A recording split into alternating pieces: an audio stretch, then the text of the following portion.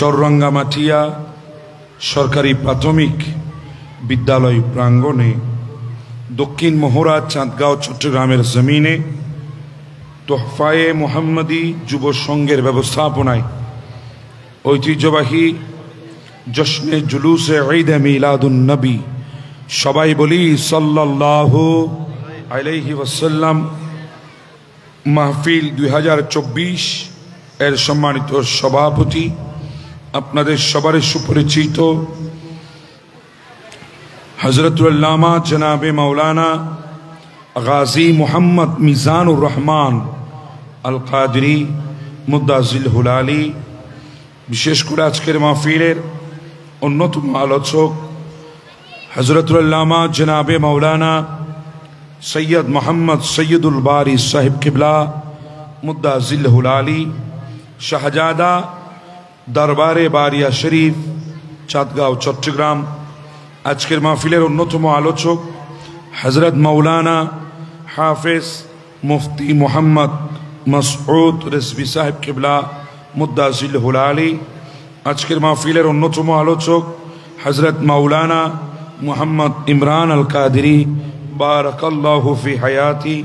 আজকের মাহফিলে নাতে রসুল পরিবেশন করেছেন মোহাম্মদ মাসুদ পারভেজ সহ অসংখ্য উলামা ইকরাম, হুজ্জাজ ইকরাম, হুফাজ ইকরাম, বিশেষ করে আমার সামনে বসা দিনদার, ইমানদার, পরহেজগার, মুত্তাকি আমার রসুলের উম্মতেরা, বাবার বয়সী মুরব্বীরা, সমবয়সী বন্ধুরা, স্কুল কলেজ ইউনিভার্সিটি মাদ্রাসার মেধাবী শিক্ষার্থী ভাইয়েরা, পর্দার অন্তরালে ওয়াজ ও নসিহত শ্রবণের উদ্দেশ্যে অবস্থানরত মা বোনেরা, কচি কাঁচা কলিজা টুকরা সোনামণিরা, ইন্তেজামিয়া কমিটির সকল সদস্য ভাইয়েরা, বাবারা, আসসালামু আলাইকুম ওয়া রাহমাতুল্লাহি তাআলা ওয়া বারাকাতুহু।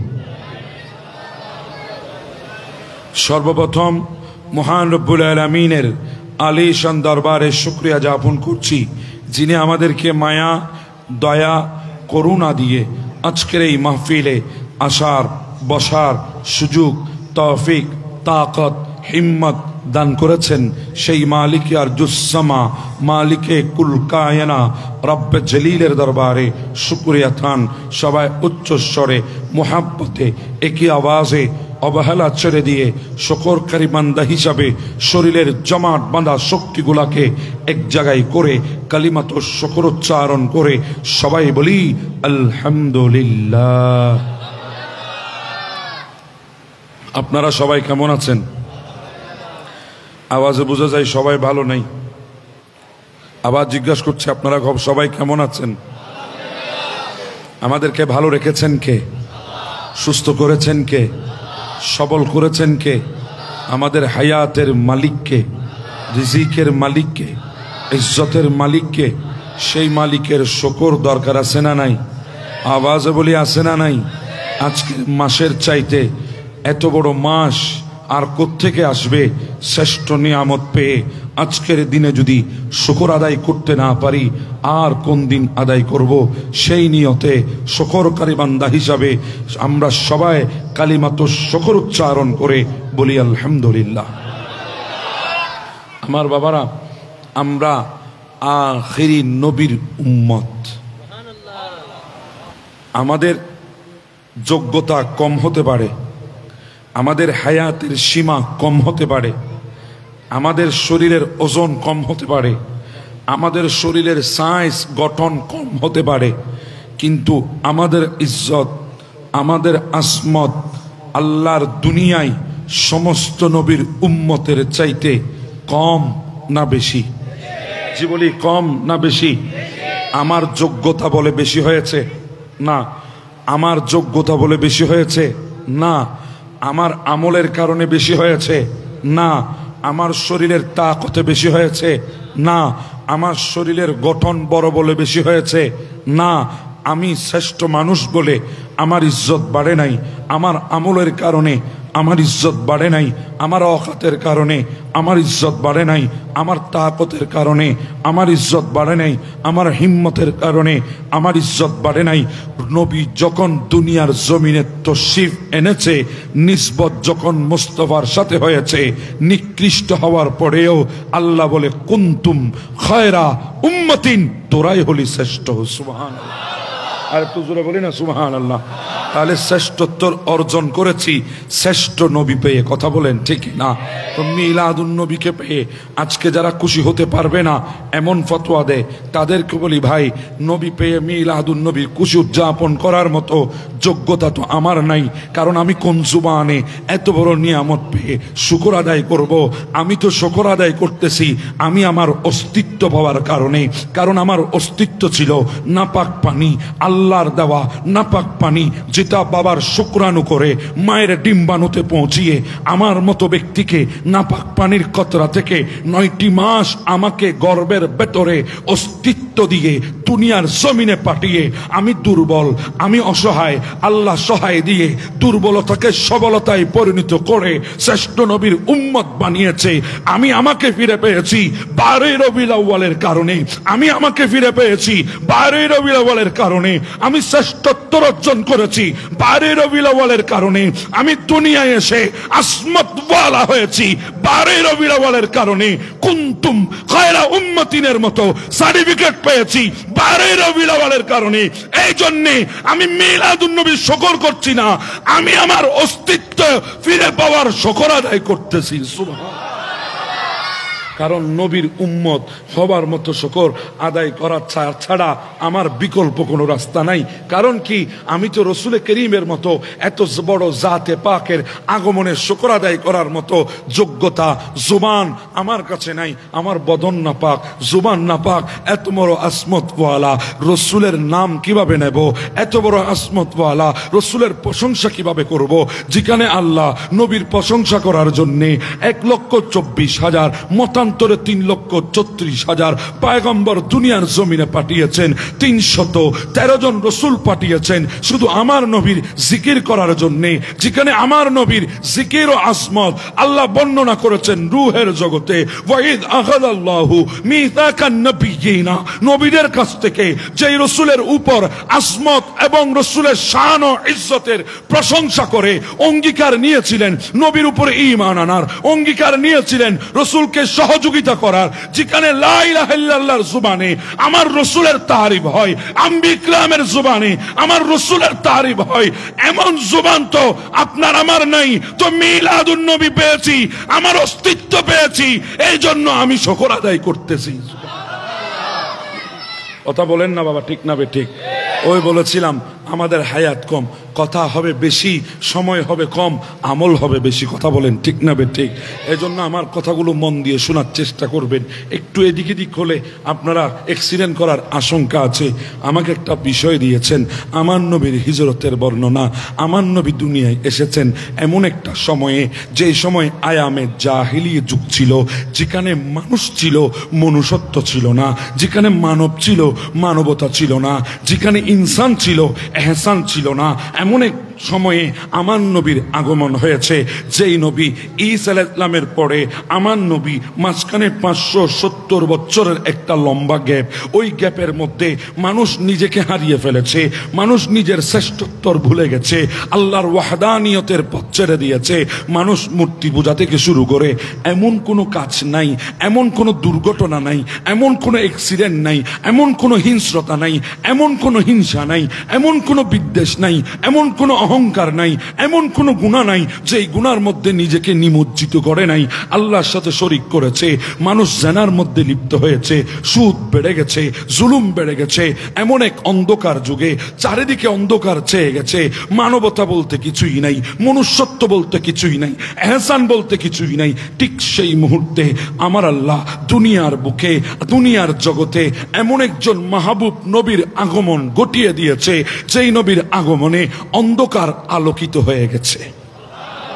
আমার নবীকে আল্লাহ পাঠিয়েছেন মা আমেনার গর্ভ দিয়ে। যখন আমার নবী মা আমেনার গর্ভের মধ্যে আসলেন, মা আমেনা কত সুন্দর করেই তো বলেছেন, হযরতে খাজা আব্দুল মুত্তালিব জিজ্ঞাসা করেছে মা আমেনাকে, ওগো আমেনা, তুমি কি জানো না আমাদের কুরাইশদের একটা নিয়ম আছে, আমাদের কুরাইশদের একটা সিস্টেম আছে, আমাদের কুরাইশদের একটা উসুল আছে, সামাজিকতা আছে, সমাজের প্রথা আছে, যেই মহিলার স্বামী মারা যাবে ওই মহিলা সুগন্ধি ব্যবহার করতে পারবে না, ওই মহিলা সোনর পাউডার ব্যবহার করতে পারবে না, মেকআপ শেকআপ ব্যবহার করতে পারবে না, বিউটি পার্লারে যেতে পারবে না। তুমি কি জানো না? আমেনা বলে, বাবা আপনি কিভাবে বুঝলেন আমি মেকআপ শেকআপ ইউজ করি? আপনি কিভাবে বুঝলেন আমি সুগন্ধি লাগাই? আব্দুল মুত্তালিব বলে, মা অনেক আগেই বুঝেছি, শ্বশুর বলে লজ্জায় বলি নাই, শ্বশুর বলে লজ্জায় বলি নাই, শ্বশুর বলে শর্মিন্দা হয়ে বলি নাই, কিন্তু আজকে যখন কুরাইশের মধ্যে কানাঘুষা চলছে, আরবের মধ্যে কানাঘুষা চলছে, জজিরাতুল আরবের মানুষগুলা যখন সমালোচনায় লিপ্ত হয়েছে, বলছে আব্দুল মুত্তালিবের পুত্রবধূ দেখো, যিনি খানায়ে কাবার মুতাওয়াল্লি, ওনার পুত্রবধূ আমাদের সমাজের পথার উল্টো পথে হাঁটছে। এমন কথা যখন আমার কানের মধ্যে আসলো, আজকে আমি বলতে বাধ্য হয়েছি, মা তোমার শরীর থেকে আমি সুগন্ধি অনেক দিন ধরে পাচ্ছি, এতদিন বলি নাই, আজকে বলছি, তার কারণ মানুষ কানাঘুষা করছে সেজন্য তোমাকে বলছি। তখন মা আমেনা বলে, বাবা বেয়াদবি নেবেন না, আমি যদি পারফিউম ইউজ করি, আতর ইউজ করি, সুগন্ধি ইউজ করি, তাহলে শরীরের মধ্যে ইউজ করেছি, মুখের ভেতরে তো ইউজ করি নাই। বলে, হ্যাঁ ঠিক বলেছ, মুখের ভেতরে তো কেউ আর পারফিউম ইউজ করে না, আতর লাগাই না। বাবা আমি একটু তুতু ফেলতে চাই। বলে, হ্যাঁ ফেলো। তুতু ফেললেন। বাবা শুধু শরীর থেকে নয়, আমার তুতু থেকেও সুগন্ধি বের হচ্ছে। সুবহানাল্লাহ, তুতু থেকেও সুগন্ধি বের হচ্ছে। আমেনা কিভাবে সম্ভব? বাবা কেমন করে বুঝাইতাম আপনারে, যেদিন থেকে আপনার বেটার আমানত আমার গর্বের মধ্যে চলে এসেছে, আজীব আজীব এক অবস্থা আমার সাথে ঘটতেছে। কেমন রে আমেনা, একটু আমাকে ভেঙে বল না। বলে, বাবা যেদিন থেকে আপনার বেটার আমানত আমার রেহেমের মধ্যে এসেছে, সেদিন থেকে আমার ঘরের প্রত্যেকটা দেওয়ালের কর্নার থেকে আমার উপর কে জানি সালাতু সালাম দে, আমার উপর কে জানি সালামি পেশ করে। আমি আমেনা আজীব আজীব শব্দগুলা শুনতে পাই। বাবা কেমন করে বুঝাইতাম আপনারে, আমি যখন আমার শরীরের দিকে আমি যখন একটু তাকাই, দেখি আমার শরীরটা নূরানি হয়ে যাচ্ছে, আমার চেহারাটা নূরানি হয়ে যাচ্ছে। বাবা কেমন করে বুঝাইতাম আপনারে, আমার শরীর থেকে আজব এক মেহেক, আজব এক সুগন্ধ বের হচ্ছে। এমন সুগন্ধ আপনি তো দূরের কথা, আমিও কোনোদিন আমার শরীর থেকে পাই নাই। আব্বা শুধু তাই না, তুতু ফেললে ওখানতেও সুগন্ধি বের হয়। আব্বারে কেমন করে বুঝাইতাম আপনারে, আমি যখন ঘরের বাহিরে যাই, মাথার উপর এসে একটা মেঘ আমাকে ছায়া দে, না জানি কে আমার জন্য ছায়া পাঠিয়েছে, না জানি কে আমার জন্য ছায়ার ব্যবস্থা করেছে। মেঘ ছাতা হয়ে আমার মাথার উপরে চলে আসে, জঙ্গল থেকে বাঘগুলা দৌড়ে দৌড়ে আমি আমেনার কদমে এসে চুমু দিয়ে যায়, আমাকে সালামি দিয়ে যায়। বাবা কেমন করে বুঝাইতাম আপনারে, আমি যখন পানি তোলার জন্য কূপের কিনারে যাই, অন্যান্য দিন রশি দিয়ে বালতি বেঁধে কূপের ভেতরে আমি বালতি পেলে এরপরে টেনে টেনে পানি তুলতাম, কিন্তু যেদিন থেকে আপনার বেটার আমানত আমার রেহেমে এসেছে, বাবা আমি যখন কূপের কিনারায় যাই, কল কল কল কল করে পানিগুলা উঠতে উঠতে উঠতে কূপের মুখের মধ্যে চলে আসে। সুবহানাল্লাহ, আমাকে বালতি দিয়ে আর টানতে হয় না, আমাকে বালতি দিয়ে আর পানি তুলতে হয় না, আমি কূপের কিনারা থেকে পানি নিয়ে যাই। বাবা পানিগুলো এমন কল কল করে, কেন জানি মনে হয় পানিগুলো আমাকে বলছে, আমেনা কেন এসেছিস কূপের কিনারায়, ইশারা করতি আমরা তোর ঘরে চলে যেতাম। বাবা কেমন করে বুঝাইতাম আপনারে। শুধু তাই না, আমার সেহেলিয়াগুলি, আমার বান্ধবীগুলা, আমার প্রতিবেশীগুলো আমাকে বলে, আমেনা তুমি সরো না, তুমি যেও না, কূপের কিনারায় দাঁড়িয়ে থাকো। কেন? তুমি যদি চলে যাও পানি তো নিচে নেমে যায়, তুমি যতক্ষণ থাকো পানি উপরে থাকে আর আমাদেরও কষ্ট কম হয়। বাবা কেমন করে বুঝাইতাম আপনারে, আপনার বেটার আমানত যেদিন থেকে আমার রেহেমে এসেছে, আমার শরীরে পরিবর্তন হচ্ছে, আমি আজীব আজীব শব্দ শুনতে পাচ্ছি। বাবা এগুলা আমার কোন ধরনের কারুকার্য নয়, এগুলা আমার কোন কর্ম নয়, এগুলা আমার কোন কারসাজি নয়। কে জানি আমার ভেতরে এমন এক নূর দিয়েছে, যেই নূরের কারণে আমার গোটা শরীর, আমার গোটা অঙ্গ, আমার সব কিছু পরিবর্তন আর পরিবর্তন হয়ে গেছে। মা আমেনা রাদিয়াল্লাহু তাআলা উনার ঘরে আমান আল্লাহ আমার নবীকে পাঠিয়েছেন 570 খ্রিস্টাব্দে 12 রবিউল আউয়াল আমেনার ঘরে আমার নবী আসে। ফাতেমা বিনতে আব্দুল্লাহ বলে আমি বের হয়েছি ঘর থেকে সুবহে সাদিকের সময় 12 রবিউল আউয়ালের শেষ রাতে সুবহে সাদিকের ওয়াক্তে হঠাৎ করে দেখতেছি আসমানের তারকাগুলো নামতে নামতে নামতে আমেনার ঘরের চাঁদের সাথে লেগে গেছে। বড় অবাক হয়ে গেলাম, আসমানের তারকা চাঁদে কেন চলে এসেছে, আসমানের তারকাগুলো ঘরের চাঁদে কেন এসেছে। ভয় পেয়ে গেলাম, ঘরের ভেতরে চলে গেলাম। আরে বাবা, এটা তো সেই 12 রবিউল আউয়াল ফাতেমা বিনতে আব্দুল্লাহ দেখেছে। আর এইদিকে আমার আলা হযরত মুজাদ্দিদে দ্বীন মিল্লাত ইমাম ইশকি মুহাব্বত ইমামে আশিকা কিবলা-এ দিলওজা যখন এই কথা দেখে ফেললেন, এই কথা যখন শুনে ফেললেন, এটা যখন কিতাবে পেয়ে গেলেন, উনি বেরেলির ডাঙ্কের চুটের মধ্যে বসে, বেরেলির চৌকাটে বসে উনি বললেন সুবহে তৈয়বা মে হুই বাত তাহে বড়া নূরুকা সদকা লেনে নূরুকা আয়া হে তারা নূরুকা।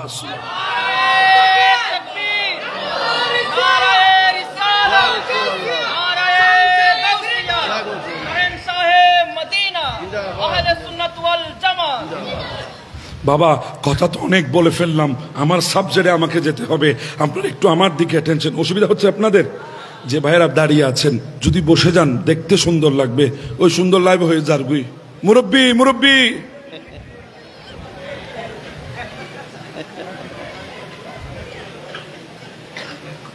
বড় এক আজীব দুনিয়া, মুরব্বি বললো দোষ। আমাদের একজন বেজে গেছে বসেন বসেন বলে, তাদের একজন বেসে গেছে মুরব্বি মুরব্বি বলে। আল্লাহ সবাইকে বুঝার তৌফিক দান করে দিক। একটু হাসাই দিলাম রিল্যাক্স হওয়ার জন্য, আবার টাইটলি আলোচনা শুরু করছি। অসুবিধা হচ্ছে আপনাদের? আমার নবীর তশরিফ আওয়ারি হচ্ছে। আমার আলা হযরত বললেন আসমানের তারকা এসেছে নবীর দরবারে নবীর থেকে সদকা নেওয়ার জন্য। আরো জোরে বলেন না সুবহানাল্লাহ। একবারও তো চিন্তা করেন নাই তারকাগুলো কেন নবীর সদকা নিতে এসেছে? তারকার কাজ কি? আজকে আপনারা এখানে সুন্দর করে লাইটিং করেছেন, ছোট ছোট ঝিলিক বাতি দিয়ে লাইটিং করেছেন, মিলাদুন নবীর মাহফিল সাজিয়েছেন, কাপড় দিয়ে সামিয়ানা বানিয়ে প্যান্ডেল সাজিয়েছেন। তো আমার আল্লাহ তো আমার নবীর জন্য প্যান্ডেল সাজিয়েছে। আপনাদের প্যান্ডেলে কুটি আছে, আমার আল্লাহর প্যান্ডেলে কুটি নাই। ওটা হচ্ছে গোটা আসমায়ে দুনিয়া, আসমান, এটাকে আল্লাহ আমার নবীর মিলাদের প্যান্ডেল সাজিয়েছে। আর লাইটিং আল্লাহ করেছে, শুধু আমরা করছি না। ইন্না সাইয়্যানা সামাআদ দুনিয়া বিযাইনাতিল কাওয়াকিব। আল্লাহ বলে আসমানের তারকা দিয়েছি, এটা তারকা নয়, আমার নবীর মিলাদের লাইটিং করেছি। আরে বাবা, আমরা তো এমন আশিকে রাসূল সবচাইতে বেশি উত্তম জিনিস দিয়ে সাজাতে রাজি আছি। আজকে ঝিলিক বাতি দিয়ে সাজিয়েছি, বেদাতের ফতোয়া দিচ্ছ। ঝিলিক বাতি দিয়ে সাজিয়েছি, তোমরা আমাদেরকে বেদাতি বলছো। আরে শোনো, এই ঝিলিক বাতিগুলো তো ডেকোরেশনের দোকান থেকে ভাড়ায় এনেছি, তার বিনিময় দিয়েছি টাকা। আল্লাহ যদি তারকা ভাড়াই দিত আর যদি বলতো তোদের জানের বিনিময়ে আমি তারকা দেব, অনেক আশিক আছে জান কুরবান করে হলেও তারকা ভাড়ায় এনে মিলাদুন নবী সাজাতো। কথা বলেন না রে বাবা, ঠিক না বে ঠিক? অসুবিধা হচ্ছে আপনাদের? নবীর তশরিফ আওয়ারি হলো দুনিয়ার বুকে 12 রবিউল আউয়াল। একজন ইহুদি একটা বছর পার করে দিল ওই মক্কার জমিনের মধ্যে। ওই শাম দেশ থেকে এসেছে, শাম দেশ থেকে এসে এক বছর মক্কার জমিনে কাটিয়েছে। তার কোনো কাজ ছিল না। সকাল যখন হতো সুবহে সাদিকের পরে মানুষের দুয়ারে দুয়ারে গিয়ে আঘাত করত, আপনাদের ঘরে কোনো সন্তান জন্ম নিয়েছে? মানুষ যদি বলতো হ্যাঁ আমাদের ঘরে সন্তান এসেছে, বলে আমাকে একটু দেখান, সে দেখতো, চেহারা দেখে বলতো না না ইনার কথা বলছি না, এ কথা বলে চলে যেত। আর কারো ঘরে যাওয়ার পরে যদি বলতো আমাদের ঘরে কোনো সন্তান আসে নাই, তাহলে মুখ মলিন করে চলে যেত। মানুষ তাকে মজনুন বলা শুরু করেছে, পাগল বলা শুরু করেছে। বলে এমন কাজ তো পাগল ছাড়া আর কেউ করতে পারে না, মনে হয় সেও পাগল, সেজন্য এগুলা করছে। সেই পাগল যেদিন 12 রবিউল আউয়াল হলো, সুবহে সাদিক হয়ে গেল, তিনি আব্দুল মুত্তালিবের ঘরের সামনে আসলেন। আব্দুল মুত্তালিবকে ডাক দিলেন। আব্দুল মুত্তালিব ঘরের দরজা খুলে দিল। আব্দুল মুত্তালিব হেসে বলে, ও মজনুন, আজকে আমাকেও বিরক্ত করার জন্য চলে এসেছো? বলে, হ্যাঁ এসেছি। ও আব্দুল মুত্তালিব, আমি আজকে বলবো না আপনার ঘরে কেউ এসেছে কিনা, আমি বলবো না কেউ জন্ম নিয়েছে কিনা, আমি আজকে বলবো গতকাল সুবহে সাদিকের সময়, এই কিছুক্ষণ আগে সুবহে সাদিকের সময়, কাল রাতের পরে সুবহে সাদিকের ওয়াক্তে যিনি আপনার ঘরে তশরিফ এনেছে, আমি উনার জিয়ারত করার জন্য এসেছি। আব্দুল মুত্তালিব বলে, মিষ্টিও দিলাম না, খবরও দিলাম না, কাউকে বললাম না, ঘরের দরজাও খুললাম না, তুই মজনুন কিভাবে বুঝতে পারলি, তুই পাগল কিভাবে বুঝতে পারলি? ও আব্দুল মুত্তালিব, তুমি তো ঘরের ভেতরে, তুমি কোত্থেকে দেখবে? আমি তো কুল আসমানের নিচে, আমি দেখেছি চন্দ্র কিভাবে নেচেছে, আমি দেখেছি তারকা কিভাবে নেচেছে, আমি দেখেছি আল্লাহর কায়নাত কিভাবে তুলেছে। আরে শুনো শুনো, যখন আমেনার ঘরে মাহবুব নবীর আগমন হচ্ছে, আমি দেখেছি খানা কাবা সিজদায় পড়ে যেতে, আমি দেখেছি 360টি মূর্তি সিজদায় পড়ে গেছে। ও ইহুদি, তুমি কিভাবে জানো আমার বেটা, আমার বেটার সন্তান দুনিয়ায় এসেছে? বলে, কিভাবে জানবো না? আজকের রাতের বর্ণনা আমি তাওরাতে পেয়েছি, আল্লাযীনা ইয়াজিদুনাহুম মাকতুবান ফিত তাওরাতে ওয়াল ইনজিল, আমি ইনজিল এবং তাওরাতে যেই নবীর আগমনের বর্ণনা শুনেছি, রাতের বেলায় সেগুলো আমার চোখে দেখেছি। আমি একটু জিয়ারত করব। হ্যাঁ বাবা, কিভাবে বুঝাইতাম? আমেনার ঘরে নবী তশরিফ আওয়ারি হলো। মা আমেনা বলে, আমার নবীর নূরের তজল্লি আসলো আমার রেহেম থেকে দুনিয়ায়। আমি তো আগে আমার ঘরের দেওয়ালের ওই পারে কি দেখতাম না, আমি আগে মক্কা দেখতাম, মক্কার বাইরে দেখতাম না। যখন আমার বেটা মুহাম্মদ সাল্লাল্লাহু তাআলা আলাইহি ওয়াসাল্লামের তশরিফ আওয়ারি হলো, নূরের তজল্লি এমন ভাবে ছড়িয়েছে, 300,165 বছর ধরে প্রজ্বলিত আগুন, যেটা শাম দেশের মধ্যে মানুষ পূজা করত, যেটা জ্বলেছিল 3,165 বছর, ওই আগুনটা আমার বেটার নূরের তজল্লিতে বন্ধ হয়ে গেছে। ওই শাম দেশে কিসরার বাদশার 17টি মিনার দোষে পড়েছে, আমি আমেনা মক্কায় বসে দেখেছি।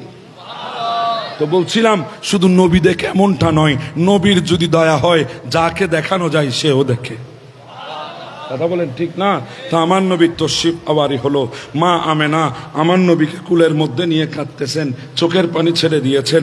আব্দুল মুত্তালিব এসে বলে, আমেনা কাঁদিস কেন? তুই কাঁদিস কেন? কিসের জন্য কাঁদিস? কোন দুঃখে কাঁদিস? আমেনা বলে, বাবা ওই দেখেন আরবের মানুষেরা তাদের সন্তান জন্ম নিলে তারা খেলনা নিয়ে এসে সন্তানের হাতে তুলে দেয়।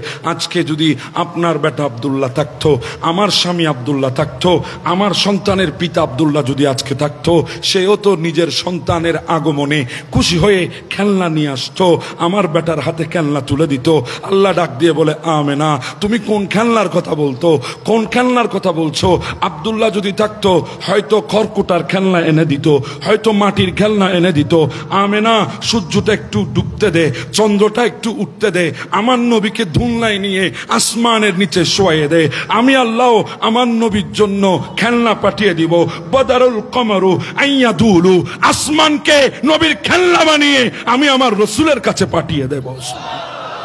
আবু তালেব বলছে, বড় আশ্চর্য ব্যাপার, আমি দেখেছি আমার ভাতিজা যখন ধুলনার মধ্যে দুল কাচ্ছে কুল আসমানের নিচে, আমার ভাতিজা শাহাদাত আঙ্গুল তুলে একবার চন্দ্রকে এই দিকে নিয়ে যায়, আর একবার এই দিকে নিয়ে যায়, যেই দিকে হাসের ইশারা হয় সেই দিকে চন্দ্র নাচানাচি করছে।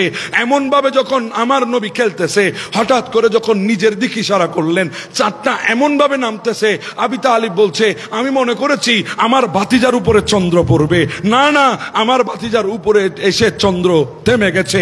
আবার যখন ইশারা করেছে, আবার চন্দ্র চলে গেছে। এই খেলা তো ছিল আমার নবীর শিশু অবস্থায়, আবারও আমার নবী এই খেলা দেখিয়েছেন খাতিমে কাবার নিচে দাঁড়িয়ে, যখন হাবিবি এমন বলেছে, আমি আপনাকে নবী মানবো যদি চন্দ্রকে 2 টুকরা করতে পারেন। আমার নবী বলে, এগুলো তো ছোটবেলা থেকে করে এসেছি, আগে খেলিয়েছি, এখন টুকরা করব। ওয়াশাক্কাল কমার, আমার নবী ইশারা করে দিলেন, চাঁদ 2 টুকরো হয়ে জমিনে পড়ে গেছে। আমার নবী বড় হলেন, হাঁটছে জমিনের উপরে।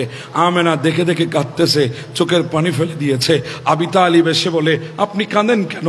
বলে, কেন কাঁদবো না রে ভাই, আজকে যদি তোমার ভাই আব্দুল্লাহ থাকতো, আমার স্বামী আব্দুল্লাহ যদি থাকতো, আমার সন্তানের পিতা আব্দুল্লাহ যদি আজকে থাকতো, তাহলে আমার সন্তানকে বেড়াইতে নিয়ে যেত। ওই আরবের বাবারা যেভাবে সন্তানকে হাতে ধরে বেড়াইতে নিয়ে যায়, সেভাবে বেড়াইতে নিয়ে যেত। আফসোস, আজকে তো আমার স্বামী আব্দুল্লাহ নাই, তোমার ভাই আব্দুল্লাহ নাই, আমার সন্তানের পিতা আব্দুল্লাহ নাই, আমার সন্তানকে কোথায় বেড়াইতে নিয়ে যাবে? আল্লাহ ডাক দিয়ে বলে, আমেনা, তোমার সন্তানকে, আমার হাবিবকে তোমার স্বামী বেড়াইতে নিয়ে যাইতো। কোথায় নিয়ে যাইতো? উজান্না আর মকাস নামে দুইটা মেলাই তো মক্কার জমিনে ছিল। এই দুইটা মেলায় ছাড়া তো আর দ্বিতীয় মেলা ছিল না। ওখানে নিয়ে যেত, না হলে খালার বাড়ি নিয়ে যাইতো, না হলে ফুফুর বাড়ি নিয়ে যাইতো, না হলে আত্মীয় স্বজনের বাড়ি নিয়ে যাইতো। ও আমেনা, থাম থাম, আমার নবীর হায়াতটা একটু 50 পেরোতে দে, আমার নবীর হায়াতটা 50-এর ওই দিকে যেতে দে। আমি আল্লাহ আমার নবীকে বেড়াইতে নিয়ে যাব, যেখানে আব্দুল্লাহ নিয়ে যেতে পারবে না, যেখানে তুমি নিয়ে যেতে পারবে না, আমি আল্লাহ সেখানে নিয়ে যাব। আল্লাহ কোথায় নিয়ে যাবেন?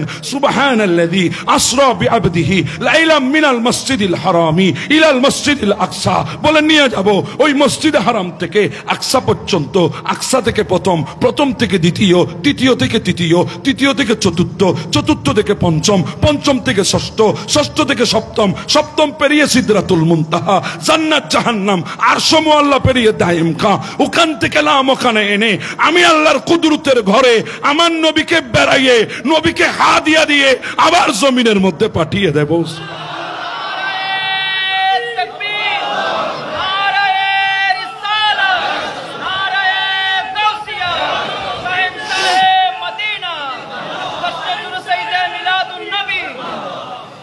নবীর তশরিফ আওয়ারি হয়ে গেছে। এমন সময়ে নবীর তশরিফ আওয়ারি, যে সময় গোটা পৃথিবী অন্ধকার ছিল। মনে আছে আপনাদের? হস্তদ্দনা নরার ওদা সাহাদের দেবে গুলো ওবার নমাতি নমাতি দন। আল্লাহ আমাদেরকে বোঝার তৌফিক দান করুক। ওবা হস্তন না নরার তো হন আমার ওনারা গোস্ব নাই না ব্যাগগুলো সাহা দিতে গেলি তো সাহায্যম করি বাবা এত লাইতে হদি তারা দেন আর আগের মধ্যে আবার এটা সা ওনারা দিতে যাইবে সাহায্য যাবে।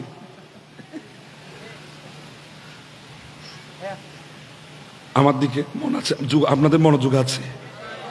আমি বলছিলাম সময় সংক্ষেপ, সময় কম, কিন্তু কথা বেশি, আমলও বেশি। শুনতে হবে, মন দিয়ে শুনতে হবে। 1 সেকেন্ডের জন্য এদিক ওদিক করলে কথা ভুলে যাবেন, আপনারা মনে রাখতে পারবেন না আমি কি বলছি। তো বলছিলাম আমার নবীর আগমন এমন এক সময়ে, যে সময় গোটা পৃথিবী অন্ধকার। আর নমাতে ঠিক না বে? ঠিক ঠিক মানি লাইট নো আসিল দিন। আমরা তো অন্ধকার মনে করি যেখানে লাইট থাকে না। না, অনেক সময় লাইট থাকার পরও অন্ধকার। কেন জানেন? কারণ তার ভেতরে ঈমানের আলো নাই। কথা বুঝেন? দুনিয়া আলোকিত করার জন্য লাইটের প্রয়োজন, আর মানুষকে মনুষ্যত্ব শেখানোর জন্য বিদ্যুতের লাইট না, ঈমানের লাইটের প্রয়োজন। মানবকে মানবতা শেখানোর জন্য ঈমানের লাইটের প্রয়োজন। ইনসানকে ইনসানিয়ত শেখানোর জন্য ঈমানের লাইটের প্রয়োজন। যখন আল্লাহর ঈমানের নূর যখন কলবে থাকবে, গোটা পৃথিবী সুন্দর হয়ে যাবে, আলোকিত হয়ে যাবে। তো নবী এসেছেন অন্ধকার, এমন এক যুগে এসেছেন যেই যুগে মানুষ ছিল, মনুষ্যত্ব ছিল না, মানব ছিল, মানবতা ছিল না, ইনসান ছিল, ইনসানিয়ত ছিল না। নবীর আগমন হয়ে গেছে। আমার নবীর চাল চলন, ওঠা বসা, কথা বার্তা, আমার নবীর এগুলা দেখে কাফেররা মুগ্ধ হয়ে গেছে। নবীর চারিত্রিক গঠন দেখে, চারিত্রিক গুণাবলী দেখে কাফেররা মুগ্ধ হয়ে গেছে।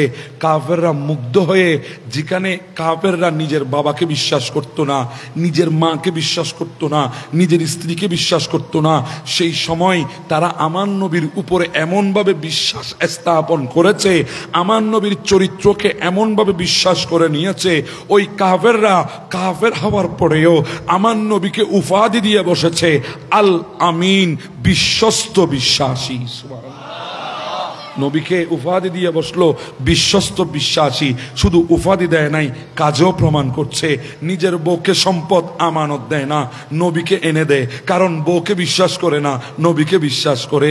নিজের বাবার কাছে সম্পদ রাখে না, কারণ বাবাকে বিশ্বাস করে না, নবীর কাছে এনে সম্পদ দেয়, কারণ নবীকে বিশ্বাস করে। ধন নিজের মাকে দেয় না, কারণ মাকে বিশ্বাস করে না, নবীর কাছে এনে নবীকে ধন দেয়, তার মানে নবীকে বিশ্বাস করে। আমার নবী যখন সবার বিশ্বাস অর্জন করে ফেললেন, আমার নবীকে যখন সবাই বিশ্বাস করে ফেললেন, বাবার চাইতো বেশি বিশ্বাস নবীকে করে, মায়ের চাইতো বেশি বিশ্বাস নবীকে করে। ভাই বোন, আত্মীয় স্বজন, পাড়া প্রতিবেশী, হকদার রিশতাদার, সবার চাইতে বেশি বিশ্বাস যখন নবীর প্রতি হয়ে গেল, সন্তান সন্ততি স্ত্রী পুত্র সবার চাইতে বিশ্বাস যখন নবীর প্রতি হয়ে গেল, তখন আমার নবী আবু কুবাইস পাহাড়ের সামনে দাঁড়িয়ে গেলেন। নবী দাঁড়িয়ে বলা আরম্ভ করলেন, ও কুরাইশবাসীরা, ও কুফারে আরব, ও মুশরিকিনা আরব, ও আহলে আরব, জাজিরাতুল আরবের অধিবাসীরা, আমি নবী তোমাদেরকে যদি বলি ওই আবু কুবাইস পাহাড়ের ওই পাশ থেকে এমন একটা যুদ্ধ বাহিনী, এমন একটা সামরিক বাহিনী আসতেছে যেটা তোমাদেরকে ধূলিসাৎ করে দেবে, তোমাদের উপর আক্রমণ করে তোমাদের স্ত্রীর বুক থেকে স্বামীকে নিয়ে যাবে, স্বামীর বুক থেকে স্ত্রীকে কেড়ে নিবে, সন্তানের বুক থেকে মাকে কেড়ে নিবে, মায়ের বুক থেকে সন্তান কেড়ে নেবে। এই কথা যদি আমি তোমাদেরকে বলি, তোমরা কি বিশ্বাস করবা? বলে, কেন বিশ্বাস করব না? আপনাকে আল আমিন বলেছি, বিশ্বস্ত বিশ্বাসী বলেছি, আপনাকেই তো বিশ্বাস করব। তখন আমার নবী বলে, এত বিশ্বাস যখন আমাকে করো, আমি সেই নবী বলছি, আমি সেই আল আমিন বলছি, আমার মুখে মুখে বলো লা ইলাহা ইল্লাল্লাহ, আল্লাহ ছাড়া কোনো মাবুদ নাই, আল্লাহ ছাড়া কোনো মাবুদ নাই, আল্লাহ ছাড়া কোনো স্রষ্টা নাই, আল্লাহ ছাড়া কোনো ইলাহ নাই। এই কথা যখন বলল, তখন ওই কুফারে আরব যারা নবীকে বেশি ভালোবাসে, নবীকে বেশি বিশ্বাস করে, তারাই বলতে লাগলো, এই কথা বলার জন্য আমাদেরকে এনেছেন, তাব্বাত লাকা ইয়া মুহাম্মদ, নাউজুবিল্লাহ, মাদাল্লাহ, ধ্বংস হয়ে যাও হে রাসূল। এই কথা যখন বলেছে, আমার আল্লাহর কুদরতের জুবান আর বন্ধ থাকে নাই। নবীর শানে যখন বেয়াদবি হয়ে গেছে, আমার কুদরতের খোদা বলে দিলেন, তাব্বাত ইয়াদা আবি লাহাব, ও আবি লাহাব, আমার নবী নয়, তুই ধ্বংস হ। তার মানে কি? নবীর বিরুদ্ধে যদি কেউ বলে, সে তার জবাব দেওয়া সুন্নিদের সুন্নত নয়, আহলে সুন্নাত ওয়াল জামাতের সুন্নত নয়, এটা লা ইলাহা ইল্লাল্লাহর সুন্নত। জুড়ে বলেন সুবহানাল্লাহ। এটা আমাদের সুন্নত নয়, এটা কার সুন্নত? তো আমাদের দেশে অনেকে বলে, তোমাদের কেন এত জ্বলে নবীর বিরুদ্ধে বললে, আমাদের কেন জ্বলবে না? কারণ আমাদের ভেতরে ঈমান আছে। যেই মালিকের ওয়াহদানিয়তকে স্বীকার করেছি, যেই মালিকের সুন্নত হচ্ছে, নবীর বিরুদ্ধে বললে জুবান বন্ধ করে বসে থাকা যাবে না, প্রতিবাদ করতে হবে। সেখানে আমরা আল্লাহর সুন্নত আদায় করছি। অসুবিধা হয় আপনাদের? এখন আমার নবী সবার দুশ্মন হয়ে গেলেন। কথা বলেন, ঠিক না? আমার নবী সবার কি হয়ে গেছে? দুশ্মন। কেন? আল্লাহর ওয়াহদানিয়তের দাওয়াত দিয়েছে, দুশ্মন হয়ে গেছে। তারা তো এক ঈশ্বরবাদী নয়, তারা তো বহু ঈশ্বরবাদী। নবীর কথা তারা মানে নাই, নবী দুশ্মন হয়ে গেল। তারা এবার আমার নবীর উপরে জুলুম শুরু করেছে, অত্যাচার শুরু করেছে। এমনভাবে অত্যাচার শুরু করেছে, আমার নবী মক্কার জমিনে খানায়ে কাবার সামনে দাঁড়ায়, তারা দৌড়ে এসে আমার নবীর কাঁধের মধ্যে গরু, ভেড়া, দুব্বার, যে সমস্ত নারী বুড়ি আছে, এগুলা নবীর কাঁধের উপর এনে চাবাই দিত। আমার নবী কষ্ট পেতেন, চোখের পানি ফেলেন নাই। এমনভাবে অত্যাচার শুরু করেছে, আমার নবীকে মজনুন, পাগল বলতো। শুধু তাই না, আমার নবীকে শিয়াবি আবি তালেবের ভেতরে রুদ্ধ করে রেখেছে। আমার নবীর কাছে খানাপিনা পৌঁছাতে দেয় নাই। নবী ক্ষুধার জ্বালা সহ্য করতে না পেরে গাছের পাতা পর্যন্ত চিবিয়ে খেয়েছে। এত কষ্ট করেছে, হেরা গুহার মধ্যে দিনের পর দিন কাটিয়েছে, এত কষ্ট সহ্য করেছে। এরপরেও তাদের জুলুমের অত্যাচারের সীমা একটুও যখন কমে নাই, আমার নবী চিন্তা করলো, মনে হয় এই মক্কার মানুষেরা আমার উপর বেশি জুলুম করছে, আমার বংশের মানুষেরা আমার উপর জুলুম করছে, আত্মীয় স্বজনেরা আমার উপর জুলুম করছে। আমি যদি একটু তাইফের দিকে চলে যাই, মনে হয় তাইফবাসী আমাকে একটু মুহাব্বত করবে, আমার প্রতি একটু সদয় হবে। আমার নবী চলে গেলেন তাইফের দিকে। তাইফের মানুষ তো আরো বেশি মারাত্মক ছিল। আমার নবী যে রাস্তা রাস্তা ধরে হাঁটতো তায়েফের জমিনে, তারা কাঁটা বিছিয়ে দিত, আমার নবীর কদমে কাঁটা লাগতো, নবীর নূরানি শরীরের নূরানি রক্ত ঝরে ঝরে পড়তো। আমার নবীকে তারা মজনুন বলে বলে পাথর মেরেছে, চিকন চিকন পাথর নবীর শরীরে এসে আটকে গেছে। আমার নবী বলে আমি যখন পাথরগুলা সরাতাম ওখান থেকে হুলকি দিয়ে রক্ত বের হতো, আমি নবী কষ্ট পেতাম, চোখের পানি ফেলি নাই। আমাকে মজনুন বলে বলে পাথর মারতো। 2 কদম তাইফের জমিনে রেখে যখন হাঁটতাম, এমন এক পাথর আমার একটা কদমের উপরে মেরেছে, ওই কদমটা তেতলায় গেছে, রক্তাক্ত হয়ে গেছে। আমি ওই কদমটার জমিনে রাখতে পারি নাই, আমি কদমটা বটে এক পায়ের উপরে দাঁড়িয়ে আছি। তারা ওই পায়ের উপরে আঘাত করেছে, পাথর মেরেছে, ওই পাটাও রক্তাক্ত হয়ে গেছে। আমি ওই পাটাও আর জমিনে রাখতে পারি নাই, ওটাও বটে হাঁটু গেড়ে আমি জমিনে বসে গেছি। তারা এতটুকুর মধ্যে আমার উপর রহম দেখাই নাই, তারা এসে আমার জামার কলার ধরে একবার উপরে তুলেছে, আবার জমিনে ফেলেছে। আমি নবী কষ্ট পেয়েছি। জিবরিল দৌড় দিয়ে এসেছে, বলে ইয়া রাসূলুল্লাহ বদদুয়া করেন না, আপনি লানত দেন না, আল্লাহ তাদেরকে ধ্বংস করে দেবে।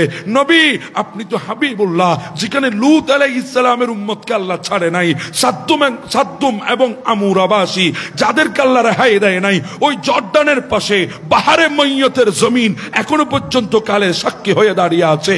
লূত আলাইহিস সালামের কথা অমান্য করার কারণে আল্লাহর জালালিয়ত যাদের উপরে দেখিয়েছে, আমি জিবরিল যে জমিনটাকে হাতে করে তুলতে তুলতে তুলতে আসমানে তুলেছি, উল্টিয়ে আবার জমিনে আছাড় দিয়েছি, আল্লাহর জালালিয়ত ক্ষান্ত হয় নাই। শুধু লূত আলাইহিস সালামের সাথে বেয়াদবি করার কারণে আল্লাহ আসমান থেকে পাথর মেরেছে, যেই পাথরে যার নাম ছিল সেই পাথর তাকে গিয়ে আঘাত করেছে। এটা তো লূত আলাইহিস সালাম। আপনি তো হাবিবুল্লাহ, আপনি যদি একবার বদদুয়া করেন আল্লাহ তায়েব নামে কোন জমিন পৃথিবীর মানচিত্রের মধ্যে রাখবে না।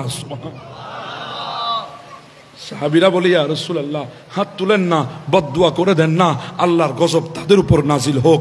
আমার নয় বলে আমি হাত তুলেছিলাম আল্লাহ, কিন্তু বদদুয়া তো করি নাই। আমি হাত তুলে বলেছিলাম আল্লাহ, কেউ জানুক আর না জানুক তুমি তো জানো, আমি হাত তুলে বলেছিলাম রব্বি হাবলি উম্মতি। আমার নবী কষ্ট সহ্য করেছে, আবার মক্কায় এসেছে, তারা এখন ষড়যন্ত্রে লিপ্ত হয়ে গেল। আমার বিষয়ে চলে আসলাম, ষড়যন্ত্রে লিপ্ত হলো কোথায়? মক্কার পাশে একটা ঘর ছিল দারুন নদওয়া, দারুন নদওয়া, দারুন নদওয়া। সেখানে বসে নবীর বিরুদ্ধে ষড়যন্ত্র হলো। আবু জাহেল নীল নকশা এঁকেছে আমার নবীর বিরুদ্ধে। নীল নকশা কি? বলে আজকের রাতে মুহাম্মদকে সরিয়ে দিতে হবে। নাউজুবিল্লাহ। সিরিল যাদ ফোন দিছ আহল পারফেক্ট বাজি চুলের ইল্লা হাড়িলে আহল তাই বুনায় নো মাথা ইন্দি কি লইলো যদ কি লইলো যদ দিন আল্লাহ আল্লাহ আল্লাহ আল্লাহ।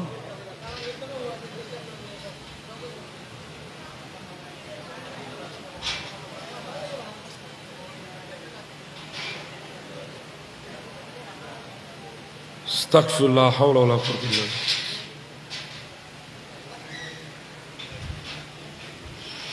গরম গরম লাগতেন তাজিয়ে গরম লাগলে কি আমাদের মজা থাকবেন কেন করি যে ফাঙ্কাটিক করে বেলা জায়গা নাও পাদে খড়েন দিচ্ছে না কাহলান কেন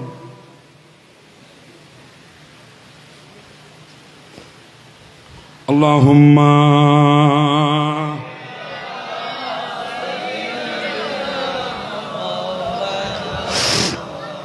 ওয়া আলা আলিহি।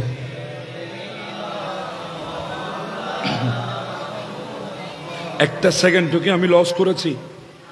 একটা সেকেন্ডও লস করেছি? ফাঁক ফোকর রেখেছি? কারণ এসেছি জিম্মাদারি নিয়ে। আপনারাও বসেছেন অনেক কষ্ট করে, অনেক দামি মানুষ আপনারা, প্রত্যেকটা সেকেন্ডের মূল্য আছে। এজন্য অযথা কথা বলে আমি হেরফের করে আমি সময় পাস করব না ইনশাআল্লাহ। যতক্ষণ সময় দেব ওয়াফাদারের সহিত সময় দেওয়ার চেষ্টা করব। আপনারাও সময়গুলো নেওয়ার চেষ্টা করেন। আল্লাহ আমাদেরকে বোঝার তৌফিক দান করুক। একটু আমার দিকে আপনারা মনোযোগ আছে তো? ইনশাল্লাহ আছে তো? নবীর বিরুদ্ধে ষড়যন্ত্র হলো। নীল নকশা কে আঁকছে? আবু জাহেল। কোথায়? দারুন নদওয়া। মক্কার পাশে তাদের অফিস ছিল, সেটা ছিল দারুন নদওয়া। নীল নকশা কি? আজকের রাতে রসুলুল্লাহকে সরিয়ে দিতে হবে, ওনাকে কতল করতে হবে, ওনাকে হত্যা করতে হবে। নীল নকশা আঁকলো, 40 জনকে দায়িত্ব দিল। এখন আপনাদেরকে বলি, দারুন নদওয়া থেকে এখন দারুল উলুম হয়েছে, দারুন নদওয়া থেকে এখন দারুল দেওবন্দ হয়েছে, নাম পরিবর্তন হয়েছে। ষড়যন্ত্র কিন্তু রয়ে গেছে।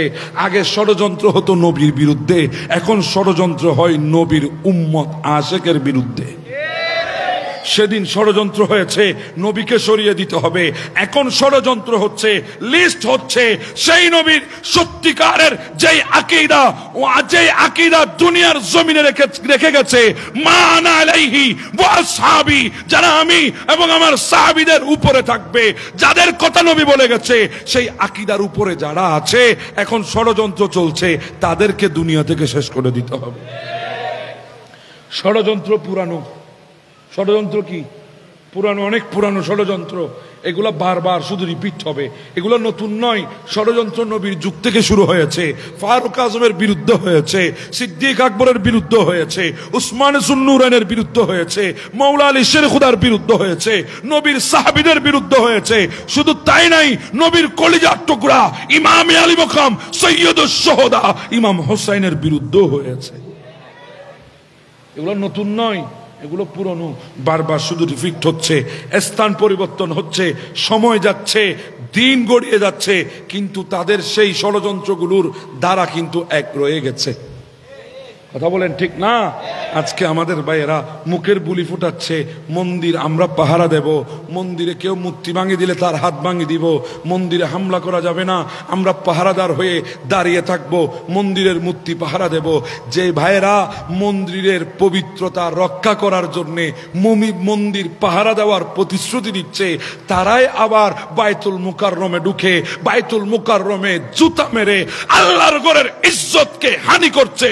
তাহলে বোঝা যায় তাদের ভেতরে বিধর্মীদের প্রতি কোন ধরনের আক্ষেপ নাই। তাদের আক্ষেপ, তাদের ষড়যন্ত্র সবগুলো হচ্ছে আল্লাহর ঘর নিয়ে, আল্লাহর ওলির মাজার নিয়ে, আমার রসুলের শান ও ইজ্জত নিয়ে, আমার রসুলের আশিকদেরকে মারার জন্য, রক্ত ঝরার জন্য তাদের ষড়যন্ত্র। কথা বলেন ঠিক না বেটা?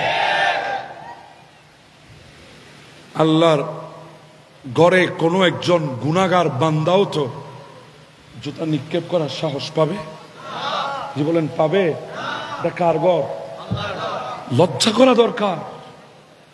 তোদের মতো মোল্লারা দাঁড়িয়ে আছে, মাথায় টুপি আছে, মাদ্রাসার ছাত্র পরিচয় দিচ্ছ, ইসলামী আন্দোলন গড়ার জন্য ঘোষণা দিচ্ছ, ইসলামী আন্দোলন বেগমান করার কথা বলছো, ইসলামী রাষ্ট্র প্রতিষ্ঠা করার কথা বলছো।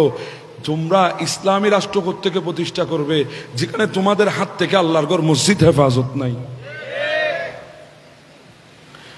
যেই মিম্বরে সেনাবাহিনীকে পাহারা দিতে হয়, এর চাইতে বড় লজ্জা আমাদের জন্য আর কি আছে?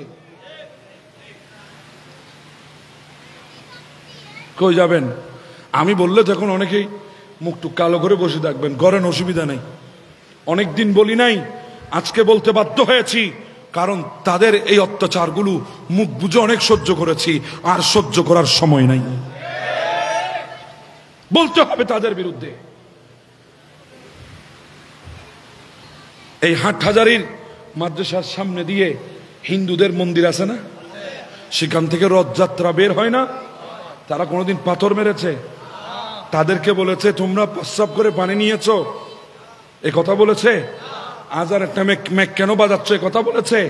আমাদের ক্লাসের টাইমে তোমরা ম্যাক কেন বাজাচ্ছ? এ কথা বলেছে? তাদেরকে রাস্তায় ধরে হেনস্থ করেছে, তাদেরকে রাস্তায় ফেসবুকে লাইভ দিয়ে তাদেরকে বিভিন্ন কথা বলে তাদেরকে অপমানিত করেছে? করে নাই? কিন্তু অথচ ওই জশ্নে জুলুস থেকে 12ই রবিউল আউয়াল সোমবারে যখন নবীর আশিকগুলা সারাদিন জুলুস করে জামিয়ার ময়দানে আমার হুজুর কেবলার পেছনে নামাজ আদায় করে তারা যখন যাচ্ছিল, হয়তো মাগরিবের সময় হয়ে গেছে, হয়তো তারা ঘরে গিয়ে নামাজ পড়বে, না হলে কোথাও গিয়ে বিরতি দিয়ে নামাজ পড়বে, তাদেরকে গাড়ির মধ্যে ভিডিও করে করে বলতেছে, এই তোমরা নাচ বন্ধ করো, গজল বন্ধ করো, পাথর মারছে, তোমরা প্রস্রাব করে পানি নিয়েছো, এই ধরনের ব্যঙ্গ করে করে তাদেরকে বলছে, তাদেরকে হেনস্থ করছে। তাহলে বোঝা যায় তোদের হাত থেকে মুসলমান নিরাপদ নয়, তোদের হাতে মুমিন নিরাপদ নয়। ওই বান্দাটা প্রস্রাব করে পানি নিয়েছে, এটা তুই কিভাবে জানলি? এত বড় তহমত তুই কিভাবে দিস মানুষকে? আবার সেই তুই তবলিগে দ্বীনের কথা বলে রিকশাওয়ালাগুলি, রাস্তার পথযাত্রীগুলি যখন নালার মধ্যে প্রস্রাব করে, রাস্তার ধারে প্রস্রাব করে, পিছন দিক থেকে টান দিয়ে তোরা আবার মসজিদে নিয়ে যাস, তখন তো দেখিস না সে প্রস্রাব করে পানি নিয়েছে কিনা, তখন তো দেখিস না তার শরীর পবিত্র আছে কিনা।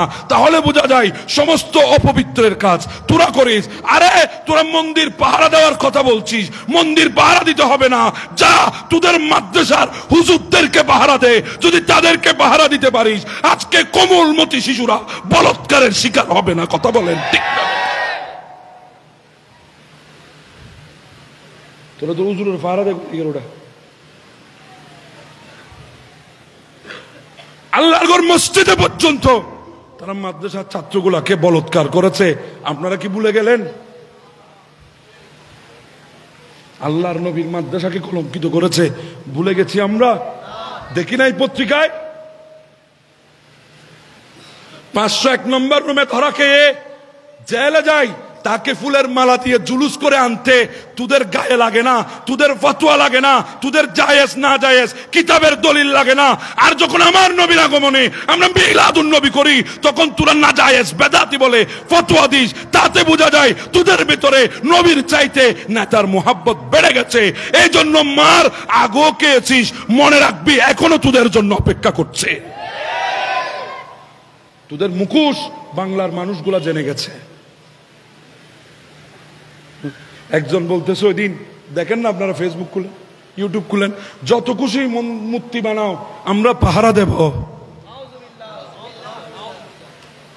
অবা হনজ্ঞ মুসলমান এ কথা হইতে পারে না, এটা বানালে বানজ্ঞ, ইয়ে নিতে ওর ওনার ব্যাপার, উনি বিধর্মী মানুষ, তারা মূর্তি বানালে বানক, অসুবিধা নাই। আমরা সম্প্রীতি চাই। আমার নবী আমাদেরকে সম্প্রীতির শিক্ষা দিয়েছে। আমার নবী গিয়ে কারো মূর্তি ভেঙে দেয় নাই। কথা বলেন ঠিক না?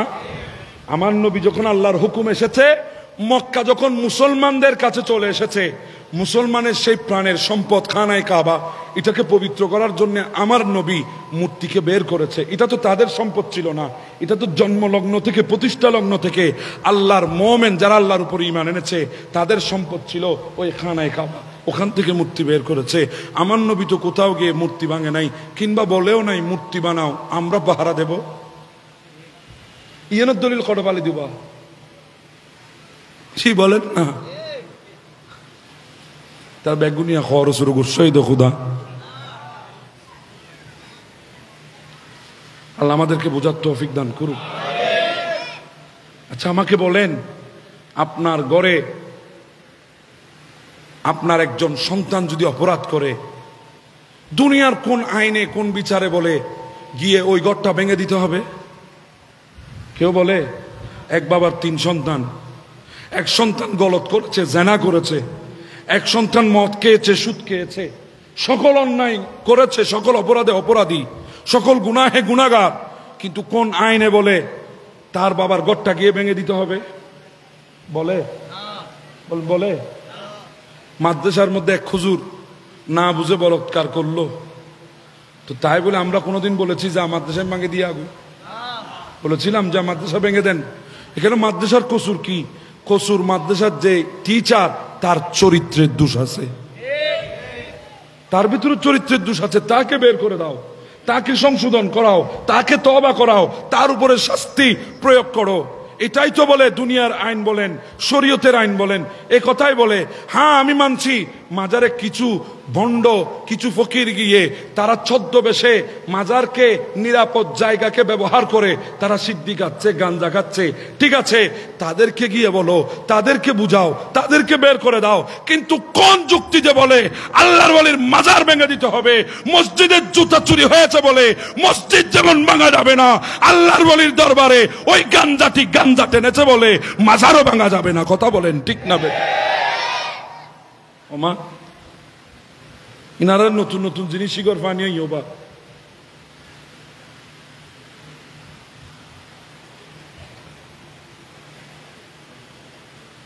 ওবা অনত মনতষ্ট শিমাল্লার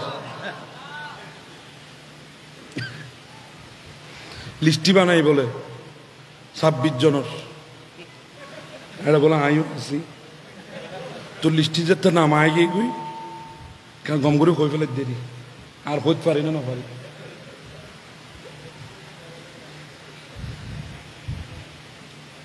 একটা কথা বলি বাবা ঘর থেকে যখন বের হয় আখেরিবার মনে করেই বের হয় মালাকুল মউতের সাথে আমাদের সাক্ষাৎ যে কোনো মুহূর্তে হতে পারবে সেটা আমরা জানি বিশ্বাস আমাদের আছে কিন্তু একটা কথা বলি অন্যায় কোনোদিন মাথা পেতে নিব না ইনশাআল্লাহ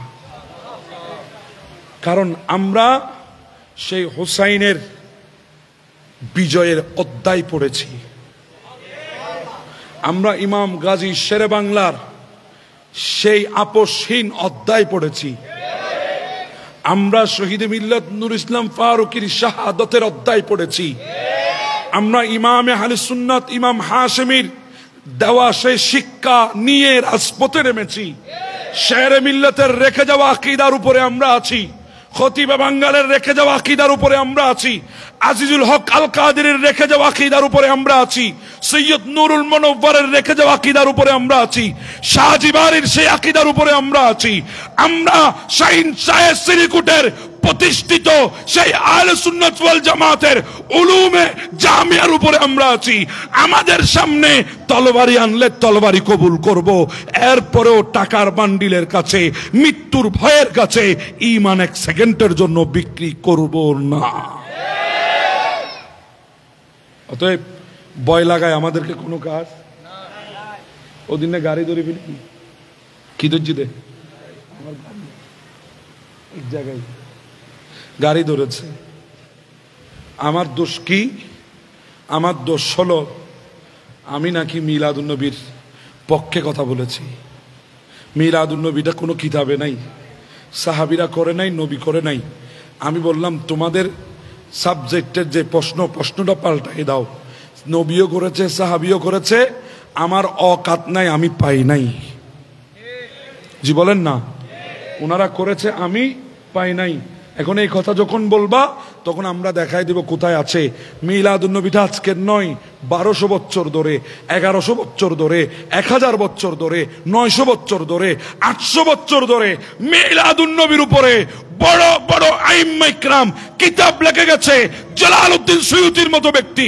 কিতাব লিখে গেছে মিলাদুন্নবীর উপরে আব্দুল হক মুহাদ্দিস দেহলভীর মতো ব্যক্তি মিলাদুন্নবীর উপরে কিতাব লিখে গেছে সবখানে মিলাদুন্নবী আছে তোদের মতো বদমাশের নসিবের মধ্যে নাই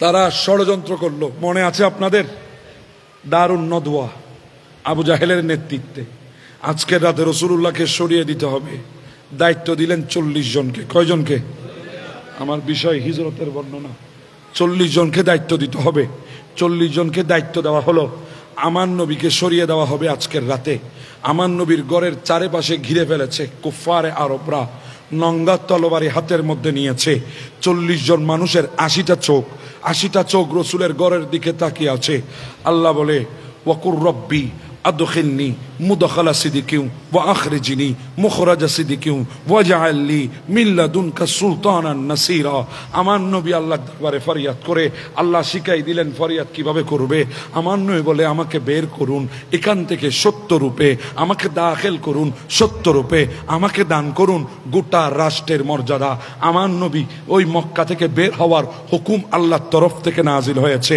আমার নবীকে আল্লাহ বলে নবী বের হয়ে যান আজকের রাতে আপনাকে চলে যেতে হবে মদিনার দিকে আমার নবী দেখলেন বাহিরে 40 জন কাফের 80টা চোখ তাকিয়ে আছে নবীর ঘরের দিকে আমার নবী বলে যদি আমি চলে যাই তারা যদি পেছনে পেছনে আমার ঘরে যদি প্রবেশ করে যদি দেখে আমার বিছানার মধ্যে আমি নাই তখন তারা আমার পেছনে নিতে সহজ হয়ে যাবে যদি দেখে বিছানার মধ্যে কেউ আছে তখন সেটাকে দেখতে দেখতে সময় পাস হবে আমি নবী এতক্ষণ অনেক দূরে চলে যেতে পারবো আমার নবী ডাক দিলেন আইনাল আলী আলী আইনা। আলী বলে লব্বাইক ইয়া রাসূলুল্লাহ, চলে আসলাম। আলী রে, আমার বিছানায় শুয়ে যাও, আমি মদিনায় চলে যাচ্ছি, তুমি আমার বিছানায় শুয়ে যাবে। বাহিরে কাফের, আমার বিছানায় যদি তুমি থাকো তারা দ্বিধাদ্বন্দ্বের মধ্যে পড়বে, বিছানায় কে, চাদর ঢাকা থাকবে, চাদর সরাতে টাইম যাবে, বিছানায় আসতে টাইম যাবে, তোমাকে দেখতে টাইম যাবে, এই টাইমে আমি নবী অনেক দূরে চলে যাব। হযরতে মাওলা আলী শের খুদা বলেন, এটা তো বড় খতরনাক বিছানা, এটা তো বিপজ্জনক বিছানা। কেন? কাফেররা চাদর তুলে দেখলে না, যদি না দেখে তলোয়ারি চালাই দে, আমি তো মুহূর্তের মধ্যে শেষ। এরপরও সাইয়েদনা মাওলা আলী শের খুদা বলে, আমি শুয়ে যাব। কেন শুব? কারণ রাসূলুল্লাহর প্রেমে জান কুরবান করার সময় এসেছে, যদি করতে পারি দামি হয়ে যাব। মাওলা আলী শুয়ে গেলেন বিছানার মধ্যে। শুয়ে যখন গেলেন, ওইদিকে আমার আল্লাহ ডাক দে, ও আমার ফেরেশতা জিবরিল, ও ফেরেশতা মিকাইল, ও ফেরেশতা ইসরাফিল, ও ফেরেশতা আজরাইল, এদিকায়। আল্লাহ ডাক দে, আল্লাহ ডাক দে। ডাক দিয়ে বলে, ও জিবরিল, তুমি মিকাইলের উপরে জান কুরবান করতে পারবা? জিবরাইল বলে, না আল্লাহ, আমার ডিউটি এখনো বাকি আছে। ও ইসরাফিল, তুমি আজরাইলের উপরে জান কুরবান করতে পারবা? বলে, না আল্লাহ, আমার ডিউটি এখন বাকি আছে। আমার আল্লাহ বলে, তোমরা একজন আরেকজনের উপরে জান কুরবান করতে রাজি হও নাই, কিন্তু মক্কার জমিনের দিকে তাকিয়ে দেখো, মাওলা আলী আমার রাসূলের উপরে জান কুরবান করতে প্রস্তুত হয়ে গেছে। ওয়ামিনান নাসি মাইয়াশরি নফসাহু ইবতিগা মারদাতিল্লাহ। আমার জমিনের মধ্যে এমন এক মানুষ আছে, এমন এক শ্রেণীর মানুষ আছে, যারা আল্লাহর সন্তুষ্টির জন্য নিজের জীবনের বাজি রাখতে পর্যন্ত চিন্তা করে না। সুবহানাল্লাহ। শুয়ে গেলেন নবীর প্রেমে বিছানার মধ্যে। নবী যখন শুয়ে গেলেন, আমার নবী বলছে, আলী, আগামীকাল তুমি এখান থেকে উঠে মক্কার অনেক মানুষ কাফেররা যারা নবীকে মারতে এসেছে, যারা নবীকে কতল করতে এসেছে, আমার নবী বলে তারা আমার কাছে আমানত রেখেছে, আমানত পাবে। তাদের আমানতগুলো তাদেরকে কালকে দিয়ে তুমি মদিনায় আসবে, আমার সাথে তোমার দেখা হবে। মাওলা আলী লাফ দিয়ে উঠে গেলেন। উঠে বলে, ইয়া রাসূলুল্লাহ, আপনি কি খেলা খেলছেন আমি তো জানি না। একদিকে শুয়াচ্ছেন খতরনাক বিছানায়, বিপজ্জনক বিছানায়, মৃত্যুর বিছানায়, আরেকদিকে বলছেন কালকে মদিনা এসে আমার সাথে সাক্ষাৎ হবে, আমানত দিয়ে দিবে। ইয়া রাসূলুল্লাহ, বুঝি নাই। এই প্রশ্ন করেছিল একজন মাওলা আলীর কাছে। ওগো মাওলা আলী, জীবনে কোনোদিন বেচেন হয়ে নিশ্চিন্তভাবে ঘুমিয়েছেন? বলে, না না, কোনোদিন নিশ্চিন্ত হয়ে ঘুমাতে পারি নাই। কেন? বলে, একটা টেনশন ছিল, ঘুমের বিছানায় যাচ্ছি, না জানি কালকের সূর্য আমার নসিবে আছে কিনা। ঘুমের বিছানায় যাচ্ছি, না জানি কালকের ফজরের আজান শুনতে পারবো কিনা। ঘুমের বিছানায় যাচ্ছি, না জানি ফজরের ওয়াক্তে তাকবীরে তাহরিমা করতে পারবো কিনা।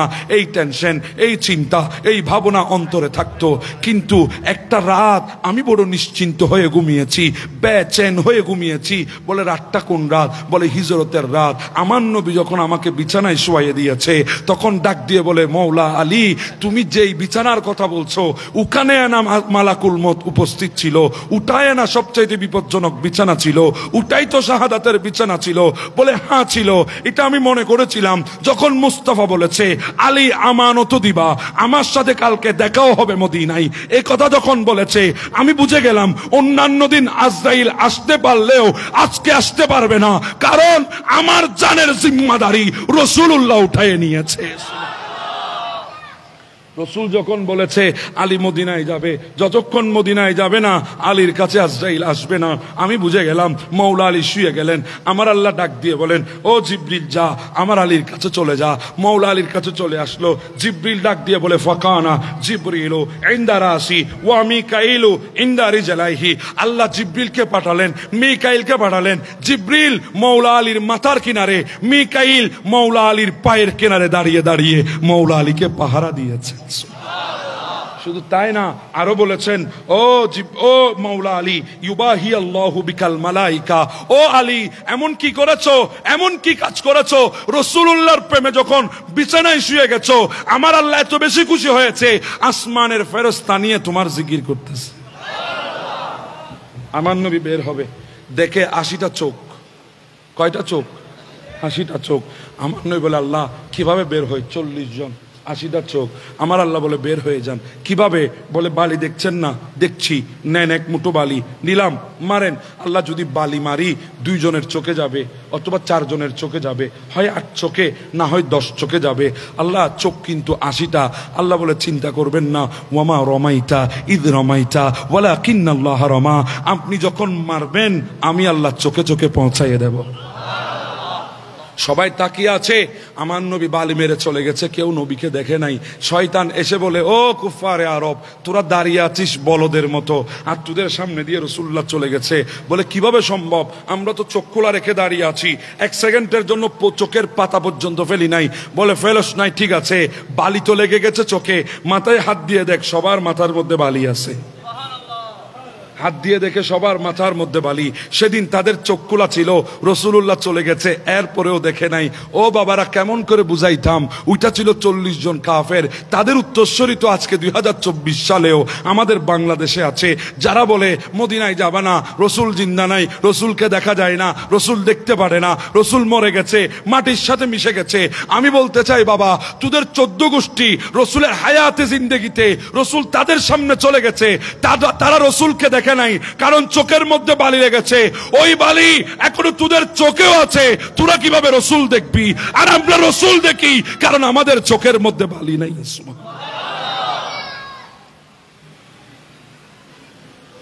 আমার নবী বের হয়ে গেলেন, আমার নবী বের হয়ে গেলেন, তারা নবীর পেছনে নিয়েছে। আমার নবীর সাথে সঙ্গী সিদ্দিক আকবর, সুবহানাল্লাহ। একজন আলী, মৌলা আলী মুশকিল কুশা খায়দারে কাররার, ওনাকে শোয়াইছেন বিছানায়, আর সঙ্গী বানিয়েছেন সিদ্দিক আকবর। চলে গেলেন কোথায়? গারে সুরের মধ্যে। গারে সুরের উপরে যখন গেলেন, গারে সুরে যারা গিয়েছেন তারা দেখবেন গারে সুরের যে গুহাটা আছে, এটা ডিপ না, গভীর না, একবার এরকম করে দেখতে হবে এমনটা নয়, উপর থেকে একটু মাথা ঝুঁকালে ভেতরে দেখা যায়। ওই দিন ওই কুফারে আরবরা নবীর পেছনে পেছনে এসেছে। সিদ্দিক আকবর যখন গায়ে সুরের সামনে চলে আসলেন আমার রসুলকে নিয়ে, বলে ইয়া রাসূলুল্লাহ, আপনি একটু দাঁড়ান, আমি একটু ভেতরে যাই, আমি একটু পরিষ্কার পরিচ্ছন্ন করি, আপনি আসার মতো আমি ব্যবস্থা করি। সিদ্দিক আকবর করলেন, বলে ইয়া রাসূলুল্লাহ, এবার আসেন। আমার নবী তশরিফ নিলেন। সিদ্দিক আকবরের লান মুবারকে আমার নবীর মাথা মুবারক রেখে আমার নবী শুয়ে আছেন। সিদ্দিক আকবর ভয় করছে, ভয় করছে। আমার নবী বলে, সিদ্দিক ভয় করো না, পাবে না, পাবে না আমাদেরকে।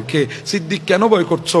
তুমি আর আমি, এই জন্য এখানে একটা কথা মনে রাখবা, তুমি আর আমি যেখানে আছি সেখানে আমার আল্লাহ আছে। তুমি ভয় করো না, আল্লাহ আমাদের সাথে আছে। সিদ্দিক, পাবে না। বলে ইয়া রাসূলুল্লাহ, গর্তটা বেশি গভীর নয়, দেখে ফেলবে। বলে না, ফেলবে না। আমার আল্লাহ দুনিয়ার জমিনে এক মাকড়সাকে রেখে দিয়েছে, ওই মাকড়সা আসবে। যেই মাকড়সা খানায়ে কাবা ইব্রাহিম আলাইহিস সালামকে চিনিয়ে দিয়েছিল, খানায়ে কাবার ফাউন্ডেশন চিনিয়ে দেওয়ার পরে ওই মাকড়সা বলেছিল, আল্লাহ আমি তোমার খানায়ে কাবার ফাউন্ডেশন ইব্রাহিম আলাইহিস সালামকে চিনিয়ে দিয়েছি, আল্লাহ আমি তোমার খানায়ে কাবার খেদমত করেছি, আল্লাহ তুমি আমাকে একটু পুরস্কার দেবে না? বলে কি পুরস্কার চাস? বলে আল্লাহ আমি এমন কিছু চাই না যেটা দুনিয়ার জমিনের মধ্যে সবচাইতে বেশি আমার মনে হয়, এমন কিছু আমি আপনার কাছে চাইবো না, কিন্তু এমন একটা নিয়ামত আপনার কাছে চাইবো যেই নিয়ামত সবাই হাসিল করতে পারে না, যেই নিয়ামত হাসিল করার জন্য তকদির লাগে, তোমার দয়া লাগে। আল্লাহ এমন এক নিয়ামত চাই। বলে নিয়ামতটা কি? বলে সেটা হচ্ছে তোমার আখিরি নবীর গোলামি চাই। আমার আল্লাহ বলে, এতদিন হায়াত তো পাবি না, আমার নবী অনেক পরে আসবে। বলে আল্লাহ তুমি যদি চাও, হায়াত কোনো বিষয় না, তুমি যদি চাও অসম্ভবকে সম্ভব করা কোনো ব্যাপার না, তুমি যদি চাও আমি মাকড়সাকে একদিন দুদিন নয় লক্ষ বছরও দুনিয়ার জমিনে রেখে দিতে পারো। তখন মাকড়সাকে আমার আল্লাহ বলে, ঠিক আছে যা, তুই থাক মক্কার আশেপাশে, গায়ে সুরের আশেপাশে থাকবি। এমন একটা সময় আসবে আমার নবী মক্কা থেকে বের হয়ে মদিনায় যাবে, গায়ে সুরে ঢুকবে, তুই তখন আমার নবীকে কাফেররা যাতে তালাশ করে না পায়, তুই গায়ে সুরের মুখের মধ্যে জালিকে সুন্দর করে বনে দিবি, জালিকে সুন্দর করে এঁকে দিবি, তারা যাতে বুঝে নবী ঢুকলে তো জালি ভেঙে যেত, যেহেতু জালি ভাঙে নাই, নবী ভেতরে ঢুকে নাই। এই কথা বলে সেদিন ওই মাকড়সা আমার নবীর গোলামিতে হাজির হয়ে গেছে। এসেছিল 2 কবুতর, এসে ডিম পেড়ে বসে আছে। কাকুফারে আরবরা এসেছে, আসার পরে একজন বলছে এখানের ভিতরে নবী থাকতে পারে, আর একজন বলছে বেকুব, তোর কাছে ন্যূনতম কোনো জ্ঞানও নাই। বলে কেন বলছিস? বলে এখানে যদি কোনো মানুষ ঢুকে তাহলে মুখের কবুতরগুলো উড়ে চলে যেত, মানুষগুলার পায়ের পিষ্ট হয়ে ওই ডিমগুলা ভেঙে যেত, আর মাকড়সার জালি এটা তছনছ হয়ে যেত। যেহেতু সব অক্ষত আছে তাহলে নবী এখানে ঢুকে নাই। এই কথা বলে তারা ওখান থেকে চলে গেছে, আমার নবীকে পাই নাই। আল্লাহ ডাক দিয়ে বলে কবুতর রে, এত মোহাব্বত দেখালি নবীর জন্য, ডিম পেড়ে বসে আছিস, একটু নড়াচড়া করিস না, যা আমি তোদেরকে নিয়ামত দিয়ে দিলাম। আল্লাহ কি নিয়ামত? আমাদেরকে রিজিক বাড়িয়ে দেন। বলে যা দিয়ে দিলাম, এমন রিজিক বাড়িয়েছি কিয়ামত পর্যন্ত আমার ঘরের মেহমান হয়ে যারা খানায়ে কাবায় আসবে, মদিনায়ে তাইয়্যিবায় আমার নবীর মেহমান হয়ে যারা মদিনায় আসবে, ওই সমস্ত আমার বান্দারা নিজের পকেটের টাকা দিয়ে তোদেরকে মোহাব্বত করে করে তোদেরকে দানা দেবে, খাবার দেবে, আর তোদের গোটা বংশ কিয়ামত পর্যন্ত রিজিক পাবে। মক্কায় আছে না নাই? কবুতরের মাঠ আছে না নাই? মদিনায় আছে না নাই? বাবা কি দরকার ছিল 2 রিয়াল, 1 রিয়াল, 5 রিয়াল, 10 রিয়াল খরচ করে খানা নিয়ে তাদেরকে খাওয়াইছেন? বলে কেন খাওয়াবো না? তারা তো নবীকে মোহাব্বত দেখিয়েছে।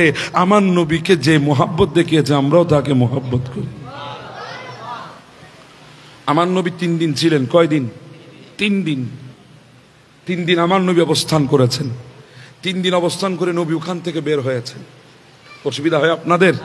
একটু দর্শক পরে আল্লাহুম্মা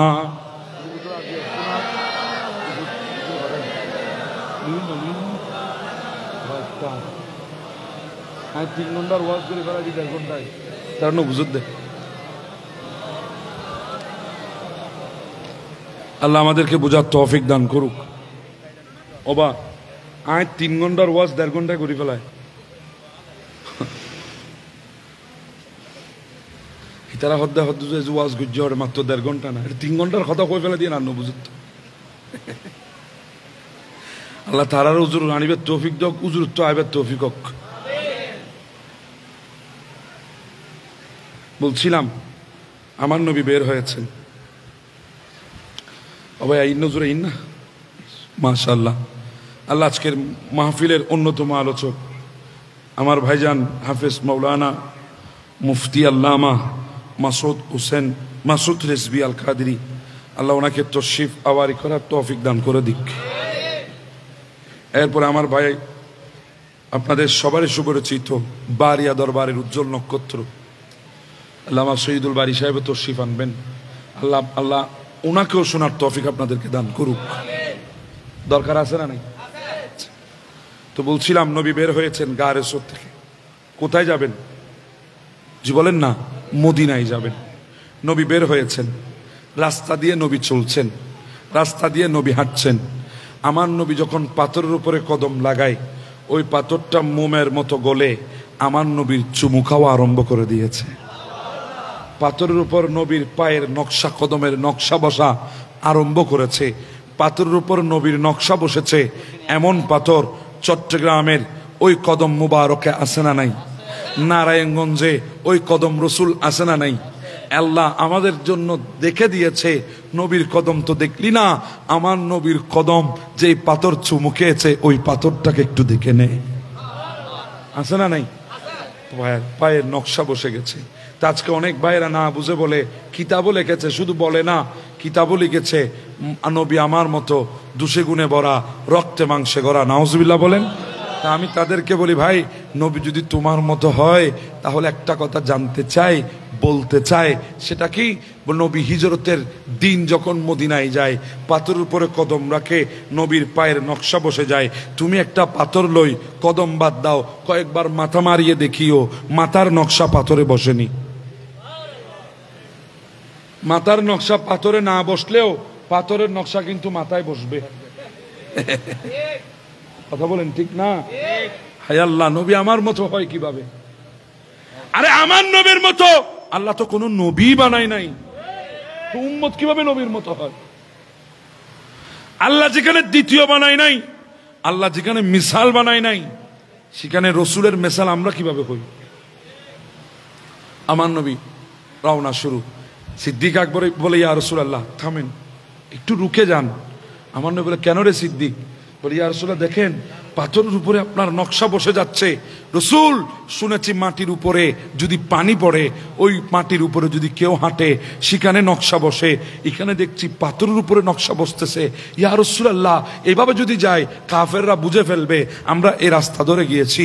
ইয়া রাসূলুল্লাহ আপনি আমার পিঠে উঠে পড়ুন। আমার নয় বলে ও সিদ্দিক কি করতাম, এই পাথরগুলাকে যখন আমার আল্লাহ বানিয়েছে, বানানোর পরে বলেছিল এই রাস্তা ধরে আমি নবী মদিনায় যাব, সেদিন থেকে তারা বসে আছে আমি নবীর কদমের চুমু নেওয়ার জন্যে। সিদ্দিক আকবর বলে ইয়া রাসূলুল্লাহ বুঝতে পেরেছি, কিন্তু কাফেররা জেনে যাবে রাস্তা ধরে আমরা গিয়েছি, আপনি আমার পিঠে উঠুন। আমার নবী পিঠে উঠলেন, সামনে অগ্রসর হলেন। যেতে যেতে যেতে অনেক দূর গেলেন। যাওয়ার পরে হঠাৎ আবু বকর সিদ্দিক আমার নবীকে পিঠ থেকে নামাই, আমার নবীকে সাইড করে আবু বকর সিদ্দিক অন্যদিকে ফিরে গেছে। আমার নবী বলে সিদ্দিক তুই অন্যদিকে ফিরলি কেন, কেন অন্যদিকে ফিরে গেলি? আমি এতক্ষণ পিঠে ছিলাম, ভালো ছিলাম, পিঠ থেকে কেন নামালি? বলি ইয়া রাসূলুল্লাহ দেখেন না, ওই পাহাড়ের চূড়া থেকে, পাহাড়ের গহীর থেকে, পাহাড়ের আড়াল থেকে সুরাকা বিন মালিক বড় তীরন্দাজ তীর ধরেছে আপনাকে মারার জন্য। আমি আবু বকর দেখতে পেয়েছি। ইয়া রাসূলুল্লাহ আমার শরীরে এক বিন্দু পরিমাণ রক্ত থাকতে আমি কিভাবে আপনার শরীরে আঘাত আসতে দেব? প্রয়োজনে হাজারবার আমি আবু বকর শাহাদাত বরণ করব। আমার নয় বলে এত মোহাব্বত করিস? বলে হ্যাঁ জানের চাইতে বেশি। কেন করব না? আল্লাহ বলেছে আন-নাবিয়্যু আওলা বিল মুমিনিনা মিন আনফুসিহিম, নবী মুমিনের জানের চাইতে আরো বেশি কাছে, নবী মুমিনের জানের চাইতে শ্রেষ্ঠ, নবী মুমিনের জানের চাইতে প্রিয়। এই কথা তো মালিক বলেছে, এজন্য আপনাকে জানের চাইতে বেশি মোহাব্বত করি। আমার নয় বলে আবু বকর রে, আগে বলেছিলাম এখানে আমি আর তুমি নয়, আমাদের সাথে আল্লাহ আছে, চিন্তা করো না। আমার নবী ডাক দিলেন আয় জমিন তুমি তাকিয়ে আছো, সুরাকা আমার সাথে বেয়াদবি করছে, আমি নবীর শরীরে আঘাত করতে চাই, তুমি তাকিয়ে আছো। এই কথা বলার সাথে সাথে জমিন দুই ভাগ হয়ে গেছে। ওই সুরাকা বিন মালিককে গুড়া শুদ্ধ জমিনের ভেতরে ঢুকাইয়ে ফেলছে। সুরাকা বলে ইয়া রাসূলুল্লাহ ভুল করে ফেলেছি, আমি অপরাধ করে ফেলেছি, আমাকে ক্ষমা করে দিন, আমি বুঝতে পারি নাই। আমার নয় বলে জমিন ছেড়ে দে, কারণ নবী তো রহমতুল্লিল রহমতুল্লিল আলামিন, আমার নবী তো রহমতুল্লিল আলামিন। আমার নবী বলছেন ছেড়ে দে। সুরাকা মনে মনে চিন্তা করে, আবু জাহেল তো বলেছে যে মারতে পারবে তার জন্য 100 উট, তো 100 উটের লোভ তো অন্তরে আছে, ছাড়তে পারছি না। আবার তীর ধরেছে, বলে এখন মারলে তো একদম কাছাকাছি, একদমই শেষ করে দিতে পারবো। আমার নয় বলে জমিন আবার ধর। সুবহানাল্লাহ, আরো জোরে বলি না সুবহানাল্লাহ। জমিন আবার ধরেছে। সুরাকা বলে ইয়া রাসূলুল্লাহ ভুল হয়ে গেছে, মাফ করে দিন। ধরা খাইলে সবাই এরকম বলে, কথা বলেন ঠিক না? মাফ করে দিন, এটা আমার বউ, এরকমও বলেছে বান্দা আছে না নাই?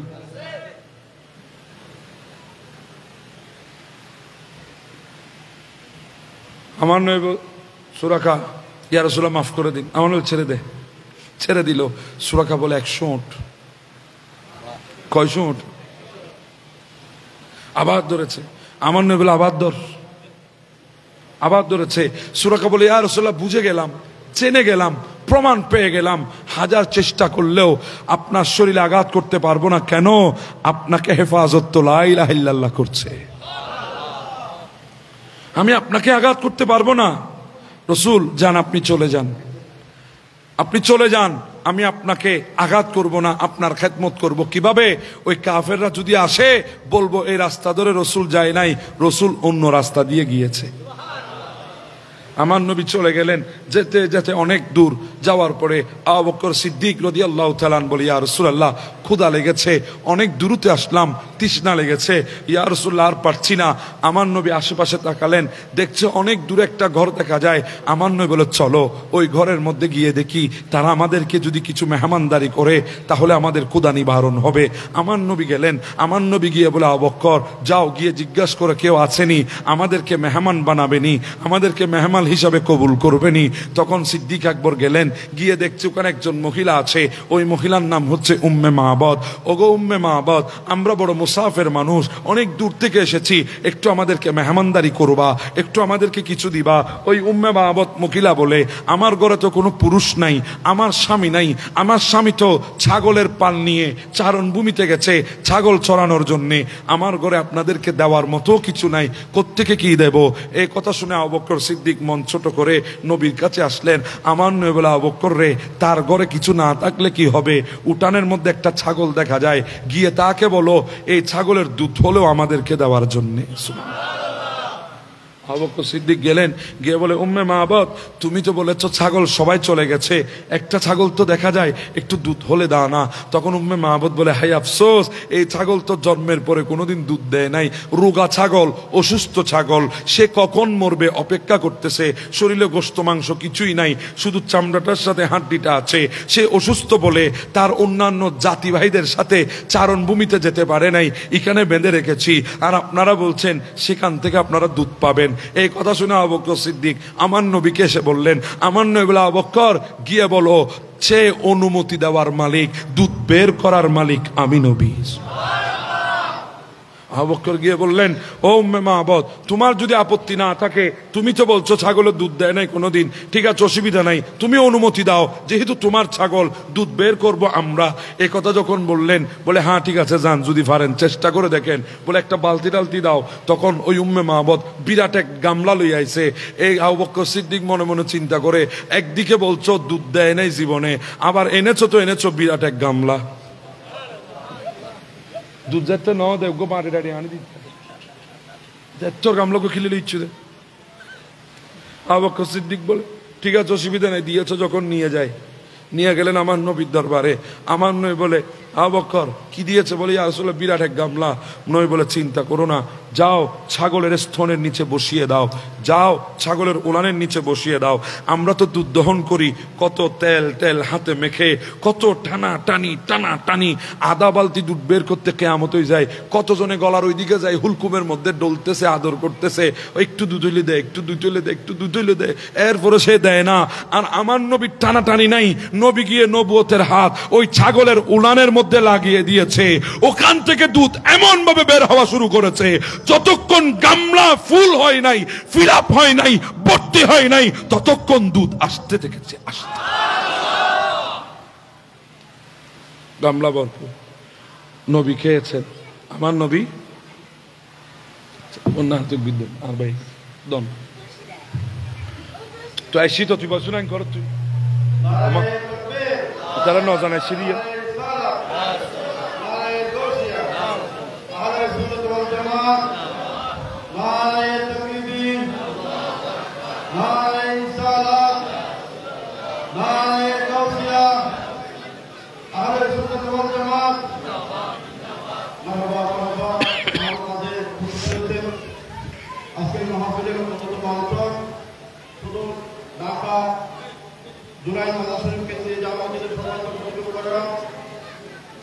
আসসালামু আলাইকুম। আমি দাঁড়াইতে পারতেছি না, এটা যত বড় আমি তত বড়, আমি দাঁড়াইতে পারতেছি, এটা যত বড় আমি তত বড়।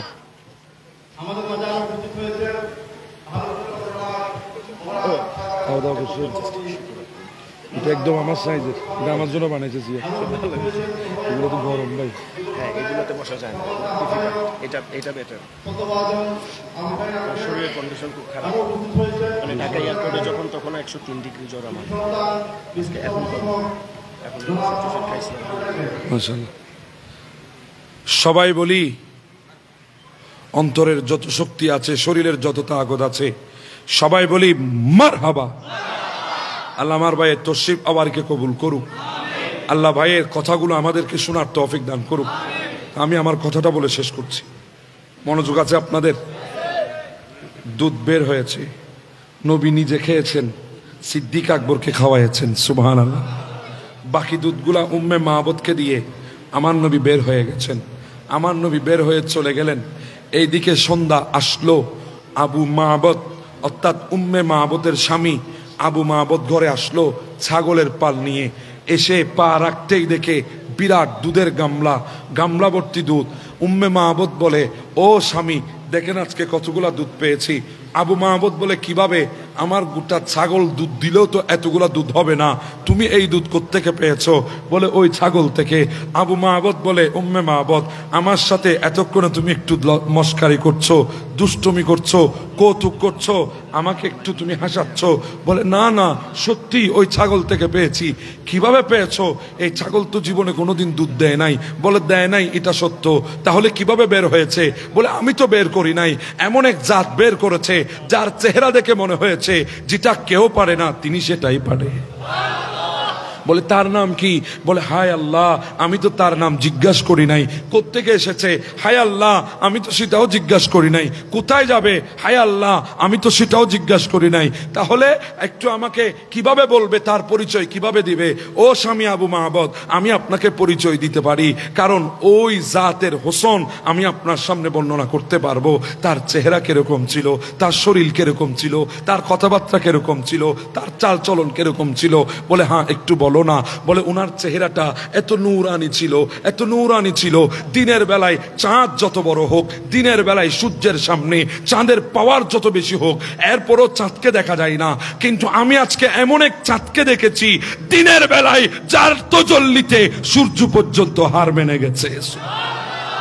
ওনার চেহারাটা এমন চেহারা ছিল, কেউ যদি একবার দেখে সামনে যায়, আবার পেছনে ফিরে তাকাবে, আবার সামনে যাবে, আবার পেছনে ফিরে তাকাবে, আবার সামনে যাবে, আবার পেছনে ফিরে তাকাবে। ওই মুহূর্তে ওই বান্দাকে যদি কেউ আঘাত করে তলোয়ারে দিয়ে সর দর থেকে জুদা করে দেবে, কিন্তু বিন্দু পরিমাণ খবর থাকবে না। এমনটি হয়েছে উহুদের ময়দানে আমির হামজাকে 700 টুকরা করেছে, হিন্দা কলিজা বের করে চাবিয়েছে। আমির হামজা, তোমার কি খবর হয় নাই? বলে না না। কেন? বলে আমি তো মুস্তাফার চেহারার দিকে তাকিয়ে বেহুশ হয়ে গেছি। শুধু তাই না স্বামী গো, আমি দেখেছি ওনার এই ভোরগুলো, আমাদের ভোরগুলো তো ফাঁক ফাঁক, ওনার এই ভোরগুলো ধনুকের মতো লাগানো মোটা, ওনার চোখের পাপড়িগুলো লম্বা লম্বা, পাতাটা লম্বা লম্বা, ওনার চোখের পুতুলিগুলো একদম কালো ঘাড়ো। উনি যখন চোখের পাতা তুলেন, ও স্বামী, ধনুক থেকে যেভাবে তীর বের হয়ে যায় কত সুন্দর লাগে। যখন উনি চোখের পাতা তুলেন মনে হয় ধনুক থেকে তীর বের হয়ে গেছে। স্বামী কেমন করে বুঝাইতাম, উনার রেশমি বাবরি কাটা চুলগুলো এমন ভাবে দুলকাচ্ছে, না জানি কোনো ফুল বাগানের ফুল বাতাসে যেভাবে দুলকায় দেখতে সুন্দর লাগে, উনার ওই চুলের পাপড়িগুলো সেভাবে মনে হচ্ছে। ও স্বামী, উনার ঠুট ছিল গোলাপের মতো, কে জানি গোলাপ ফুলের পাপড়ি দিয়ে ঠুট বানিয়েছে। ও স্বামী, কিভাবে বুঝাইতাম, ইনার চাল চলন এমন ছিল, যখন উনি জমিনে কদম রাখছে আমার মনে হচ্ছে জমিনটা আনন্দে নেচে উঠছে। উনার শরীরের প্রত্যেকটা অংশ কে জানি মেপে মেপে ফিটিং করেছে, কোনো তারতম্য নাই। আমাদের ডান হাত একটু লম্বা হলে বাম হাত একটু বেটে হয়, ডান হাত একটু উঁচা হলে বাম হাত একটু নিচু হয়, আমাদের পেছনে এক পাশ বেশি হলে এক পাশ কম হয়, আমাদের ডান দিক ঠিক থাকলে বাম দিক কমজোরি হয়। কিন্তু ওই জাতেরকে আমি দেখেছি ওনার প্রত্যেকটা শরীরের অংশ কে জানি মেপে মেপে বসিয়েছে, কোনো তারতম্য ছিল না, সবগুলা সমান ছিল। সুবহানাল্লাহ। শুধু তাই না গো স্বামী, কেমন করে বুঝাইতাম আমি আপনাকে, উনি তো হাসেন না, মুসকে হাসি দেন, কিন্তু হঠাৎ যখন উনি দুধ খাচ্ছেন, মুখ যখন খুলেছে, উনার দন্দান থেকে এমন একটা আলো বিচ্ছুরিত হলো, আমার মনে হয়েছে গোটা কায়নাত উজালা হয়ে গেছে। আমার নবী তশরিফ নিলেন, মদিনা শরীফ যাবেন, কুবা নগরীতে নবীকে আগমন জানিয়ে বলেছিল তলা আল বদরু আলাইনা, চাঁদ উঠে নাই, আজকে উঠেছে 14 তারিখের পূর্ণিমার চাঁদ। নবীর তশরিফ আওয়ারই হয়েছে মদিনায়, কুবা শহরে। গোটা দুনিয়া খুশি হয়েছে, গোটা দুনিয়ায় আনন্দিত হয়েছে। আমার নবী মদিনায় গেলেন, আমার নবী হুকুমত জারি করলেন, ওখান থেকে আমার আল্লাহ গোটা ইসলামকে দুনিয়ার রন্ধ্রে রন্ধ্রে পৌঁছিয়ে দিয়েছেন। আসহাবে রাসূলুল্লাহগণ আমার নবীর প্রেমে জান কুরবান করেছেন, আওলাদে রাসূলুল্লাহগণ আমার নবীর প্রেমে জান কুরবান করেছে। এইভাবে নবীর হিজরতের পরে ইসলামের পতাকা আল্লাহ এমন ভাবে উদ্দিন করেছেন, যেই মক্কায় নবীকে নির্যাতন করেছে, শিয়াবি আবি তালেবের ভেতরে বন্দী করে রেখেছে, সেই মক্কা আল্লাহ আমার নবীর কাছে ফেরত দিয়েছেন। আরো জোরে বলি না সুবহানাল্লাহ। তো বলছিলাম সেই রসুলের হিজরত ছিল ইসলামের বিজয়ের জন্য। কথা বলেন ঠিক না বেঠিক? আল্লাহ আমাদেরকে এমন এক রসুল দান করেছেন, এমন এক রসুলের উম্মত আল্লাহ আমাদেরকে বানিয়েছেন। একজন দুইজন নয়, 12 জন নবী যেখানে আল্লাহর দরবারে দোয়া করেছেন। আপনারা তো শুনেছেন শুধু ঈসা আলাইহিস সালামের দোয়া আল্লাহ কবুল করেছেন। শুধু ঈসা আলাইহিস সালামের দোয়া না, আল্লাহ হযরতে মূসা কালিমুল্লাহ পর্যন্ত দোয়া করেছিলেন আমার নবীর উম্মত হওয়ার জন্য। মূসা কালিমুল্লাহ কোন নবী, কোন রাসূল? উলিল আযমের মধ্যে একজন, যার উপর বড় বড় আসমানি 4টি কিতাবের একটি কিতাব নাজিল হয়েছে। শ্রেষ্ঠ 4 জন রাসূলের মধ্যে একজন মূসা কালিমুল্লাহ। এমন এক পাওয়ারফুল নবী ছিলেন যার হাতে আসা ছিল, ইদরিব বিআসাকা, আঘাত যদি পাথরের উপরে হয় ঝর্ণা বের হতো, আঘাত যদি পানির উপরে হয় ব্রিজ হয়ে যেত, যদি ওই লাঠিকে যদি নিক্ষেপ করা হয় সাপ হয়ে যেত। এত বড় জলিলুল কদরের পয়গম্বর মূসা কালিমুল্লাহ জমিনে দাঁড়িয়ে ডাইরেক্ট আল্লাহর সাথে যিনি কথা বলেছেন, কালাম করেছেন, মোবাইল ছাড়া, সিম ছাড়া, নেটওয়ার্ক ছাড়া ডাইরেক্ট আল্লাহর সাথে কথা বলেছেন। একদিন ডাক দিয়ে বলে, আল্লাহ আমি তো আপনার সাথে ডাইরেক্ট কথা বলছি, আমার চাইতে আপনার কাছে আর কেউ আছে? আমার আল্লাহ বলে, হ্যাঁ আছে, তারা এখনো দুনিয়ায় আসে নাই, আপনার পরে আখেরি নবী আসবে, ওই নবীর উম্মত যারা আমার কাছে আপনার চাইতো আরো বেশি নিকটে। আল্লাহ কিভাবে সম্ভব? আমি তো রসুল, ওরা তো উম্মত। বলে হ্যাঁ, কিন্তু ওরা আমার আখেরি নবীর উম্মত, তারা আমার অতি কাছে। কিভাবে? বলে তাদের কেমন একটা মাস আমি আল্লাহ দেব যেটাকে রমজান মুবারক বলা হয়। ওই মাসের মধ্যে আমার নবীর উম্মত গুলা আমাকে সন্তুষ্ট করার জন্য ক্ষুধার্ত থাকবে, আমাকে রাজি করার জন্য তৃষ্ণার্ত হবে। 14 ঘন্টা, 15 ঘন্টা, 16 ঘন্টা, 17 ঘন্টা পর্যন্ত খানার সাথে জিয়ারত করবে না। আমি আল্লাহকে খুশি করার জন্য সামনে খানা থাকবে, হাত লাগাবে না, পেটে ক্ষুধা আছে খাবে না, গলায় তৃষ্ণা আছে কিন্তু নানা রকমের শরবত থাকবে, শরবত পান করবে না। এইভাবে ইফতারের সময় চলে আসবে, আমি আল্লাহর সন্তুষ্টি অর্জনে বসে থাকবে, সামনে খানা, হাত দেবে না আমি মালিককে সন্তুষ্ট করার জন্য। ওগো মূসা, ওই মুহূর্তে আমি আমার নবীর ওই উম্মত গুলার এমন কাছে চলে যাব, আপনার মাঝে আর আমার মাঝে 70টি পর্দা আছে। আপনি 70টি পর্দার ওই পাশ থেকে কথা বলেন, আমি এই পাশ থেকে কথা বলি, কিন্তু আমার আখেরি নবীর উম্মত গুলা যখন ইফতারি সামনে নিয়ে বসবে, আমি তাদের এমন কাছে চলে যাব মাঝখানে কোনো পর্দা থাকবে না। সুরে বলুন আজমত অনেক শুনাই দিলেন আমার আল্লাহ ওই দিন মূসা কলিমুল্লাহকে। আমার নবীর উম্মতের আজমত শুনে মূসা ইসলাম হাত তুলে দিলেন, ইলাহি ইজআলনি নবিয়্যা তিলকাল উম্মতি, আল্লাহ আমাকে ওই নবীর উম্মত হিসাবে কবুল করে নাও। আমার আল্লাহ ডাক দিয়ে বলে, মূসা সম্ভব না, কারণ ওই নবী অনেক পরে আসবে, আপনি অনেক আগে এসেছেন। তবে দোয়া যখন করেছেন, আপনি তো আমার পয়গম্বর, আপনার দোয়া ফেরত দেব না, দুনিয়ায় না হলেও সহি জান্নাতে ওই নবীর সঙ্গী আমি আপনাকে বানাই দেব। সুবহানাল্লাহ। এভাবে একজন দুইজন নয়, আমার নবীর উম্মত হওয়ার জন্য 12 জন নবী দোয়া করেছে আল্লাহর দরবারে। আমি যদি বলি অনেক বলতে পারি, আরেকটা বলে শেষ করি। দানিয়াল আলাইহিস সালাম, দানিয়াল সিংহ মানব যাকে বলা হয়, যার হুকুমত সিংহের উপরে চলতো। একটা সিংহ যদি এখন এখানে আসে আপনাদেরকে দেখার জন্য, আপনারা থাকবেন নি? এতক্ষণ তো জান দেওয়ার জন্য সবাই প্রস্তুত হয় না, দেখবেন যাই আমাকে ফেলে চলে যাবেন, কারণ সে হিংস্র। কথা বলেন ঠিক না? দানিয়েল আলাইহিস সালামের রাজত্ব ওই হিংসের উপরে চলেছে, ওই সিংহের উপরে চলেছে। এত বড় নবী হওয়ার পরেও দানিয়েল আলাইহিস সালাম আজীব এক দোয়া করেছেন, নবীর উম্মত হতে চান নাই। বলে, আল্লাহ আমি জানি আমি তোমার আখেরি নবীর উম্মত হতে পারবো না, কারণ ওই আখেরি নবীকে আমি পাবো না। তবে আল্লাহ আমি দুনিয়া থেকে যদি চলে যাই, আমার লাশটা তুমি আমার লাশটা তোমার ওই আখেরি নবীর উম্মত আসার আগ পর্যন্ত রেখে দিবে। আমি তোমার আখেরি নবীর উম্মত হতে চাই না, তোমার আখেরি নবীর উম্মতের হাতের স্পর্শে আমাকে দাফন করবে। 1 বছর 2 বছর নয়, 2500 বছর, 2500 বছর আল্লাহ দানিয়েল আলাইহিস সালামের লাশকে জমিনে রেখে দিয়েছেন। আমার নবী বলে, উম্মত তোমরা যেদিন তুস্তর নগরী জয় করবে, সেদিন সেখানের মধ্যে দানিয়েল আলাইহিস সালামকে পাবে। আবু মুসা আশআরী যখন তুস্তর নগরী জয় করলেন, তিনি বলেন তুস্তর নগরী জয় করার পরে রসুলের এই কথাটা আমার মনে পড়ে গেছে। আমি দানিয়েল আলাইহিস সালামের লাশ খুঁজতে লাগলাম, খুঁজতে খুঁজতে একটা জায়গায় পৌঁছালাম। ওখানে এক ব্যক্তি বসে আছে যার নাম হারকুশ। আমি গিয়ে বললাম, হারকুশ, এখানে দানিয়েল আলাইহিস সালামের লাশ কোথায় আছে? বলে, ওই সন্দুকের ভেতরে দানিয়েল আলাইহিস সালামের লাশ আছে। আবু মুসা আশআরী বলে, আমি সন্দুক খুলে দেখতেছি, উনার দুই গর্দান আর দুই গলার পাশে যে শাহী রগ আছে এগুলা এখনো নড়াচড়া করতেছে। মনে হচ্ছে কিছুক্ষণ আগে দুনিয়া থেকে বিদায় হয়েছে, কিছুক্ষণ আগে দুনিয়া থেকে গিয়েছে, তবে কিছুক্ষণ আগে নয়, 2500 বছর আগে গিয়েছে। আমি আবু মুসা আশআরী আমার এই হাত দিয়ে দানিয়েল আলাইহিস সালামকে দাফন করেছি। যেই নবীর উম্মতের ছোঁয়া পাওয়ার জন্য দানিয়েল আলাইহিস সালাম পর্যন্ত দোয়া করে, সেই নবীর উম্মত আমরা। হাতের দাম আছে না নাই? এই হাতে কিভাবে আবার ঘুষ নেন বলেন না? এই হাতে আবার কিভাবে সুদ নেন?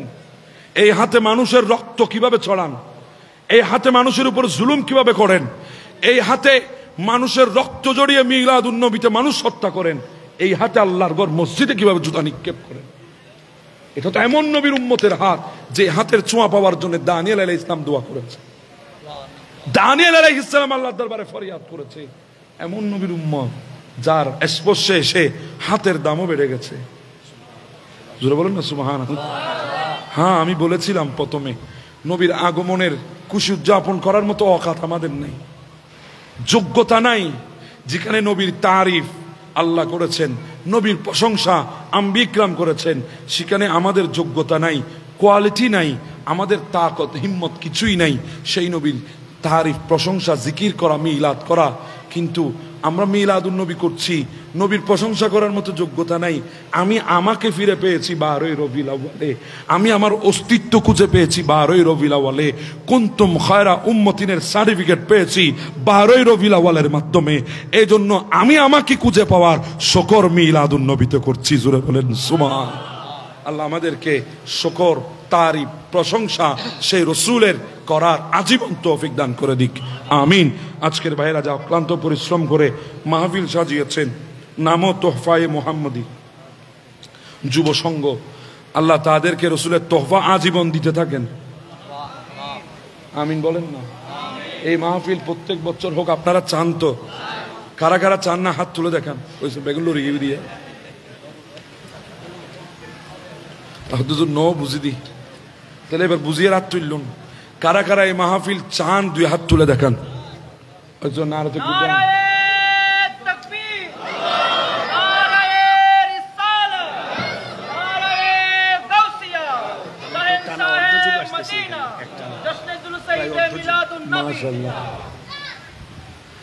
আরেকটা ওয়াদা নেব আপনাদের কাছে।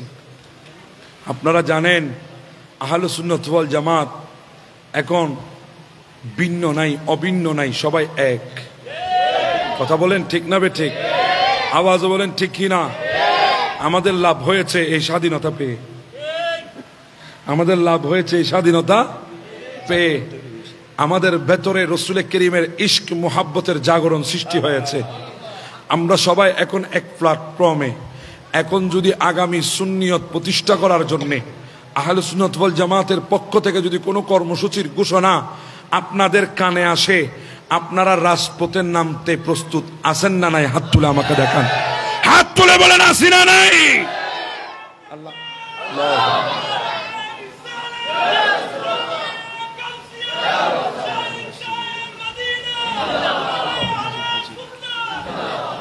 আল্লাহ আমাদের এই ওয়াদাকে কবুল করে নিন।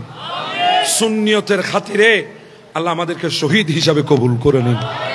আল্লামা ফারুক যদি জান দিতে পারে, আমার ভেতরের ঈমান আল্লামা ফারুকের চাইতে কম না, আমি কেন পারবো না? কথা বলেন না ঠিক কি না? আল্লাহ আমাদেরকে আল্লামার ফারুকের পথে হাঁটার তৌফিক দান করে দিক। আসসালামু আলাইকুম ওয়া রাহমাতুল্লাহ।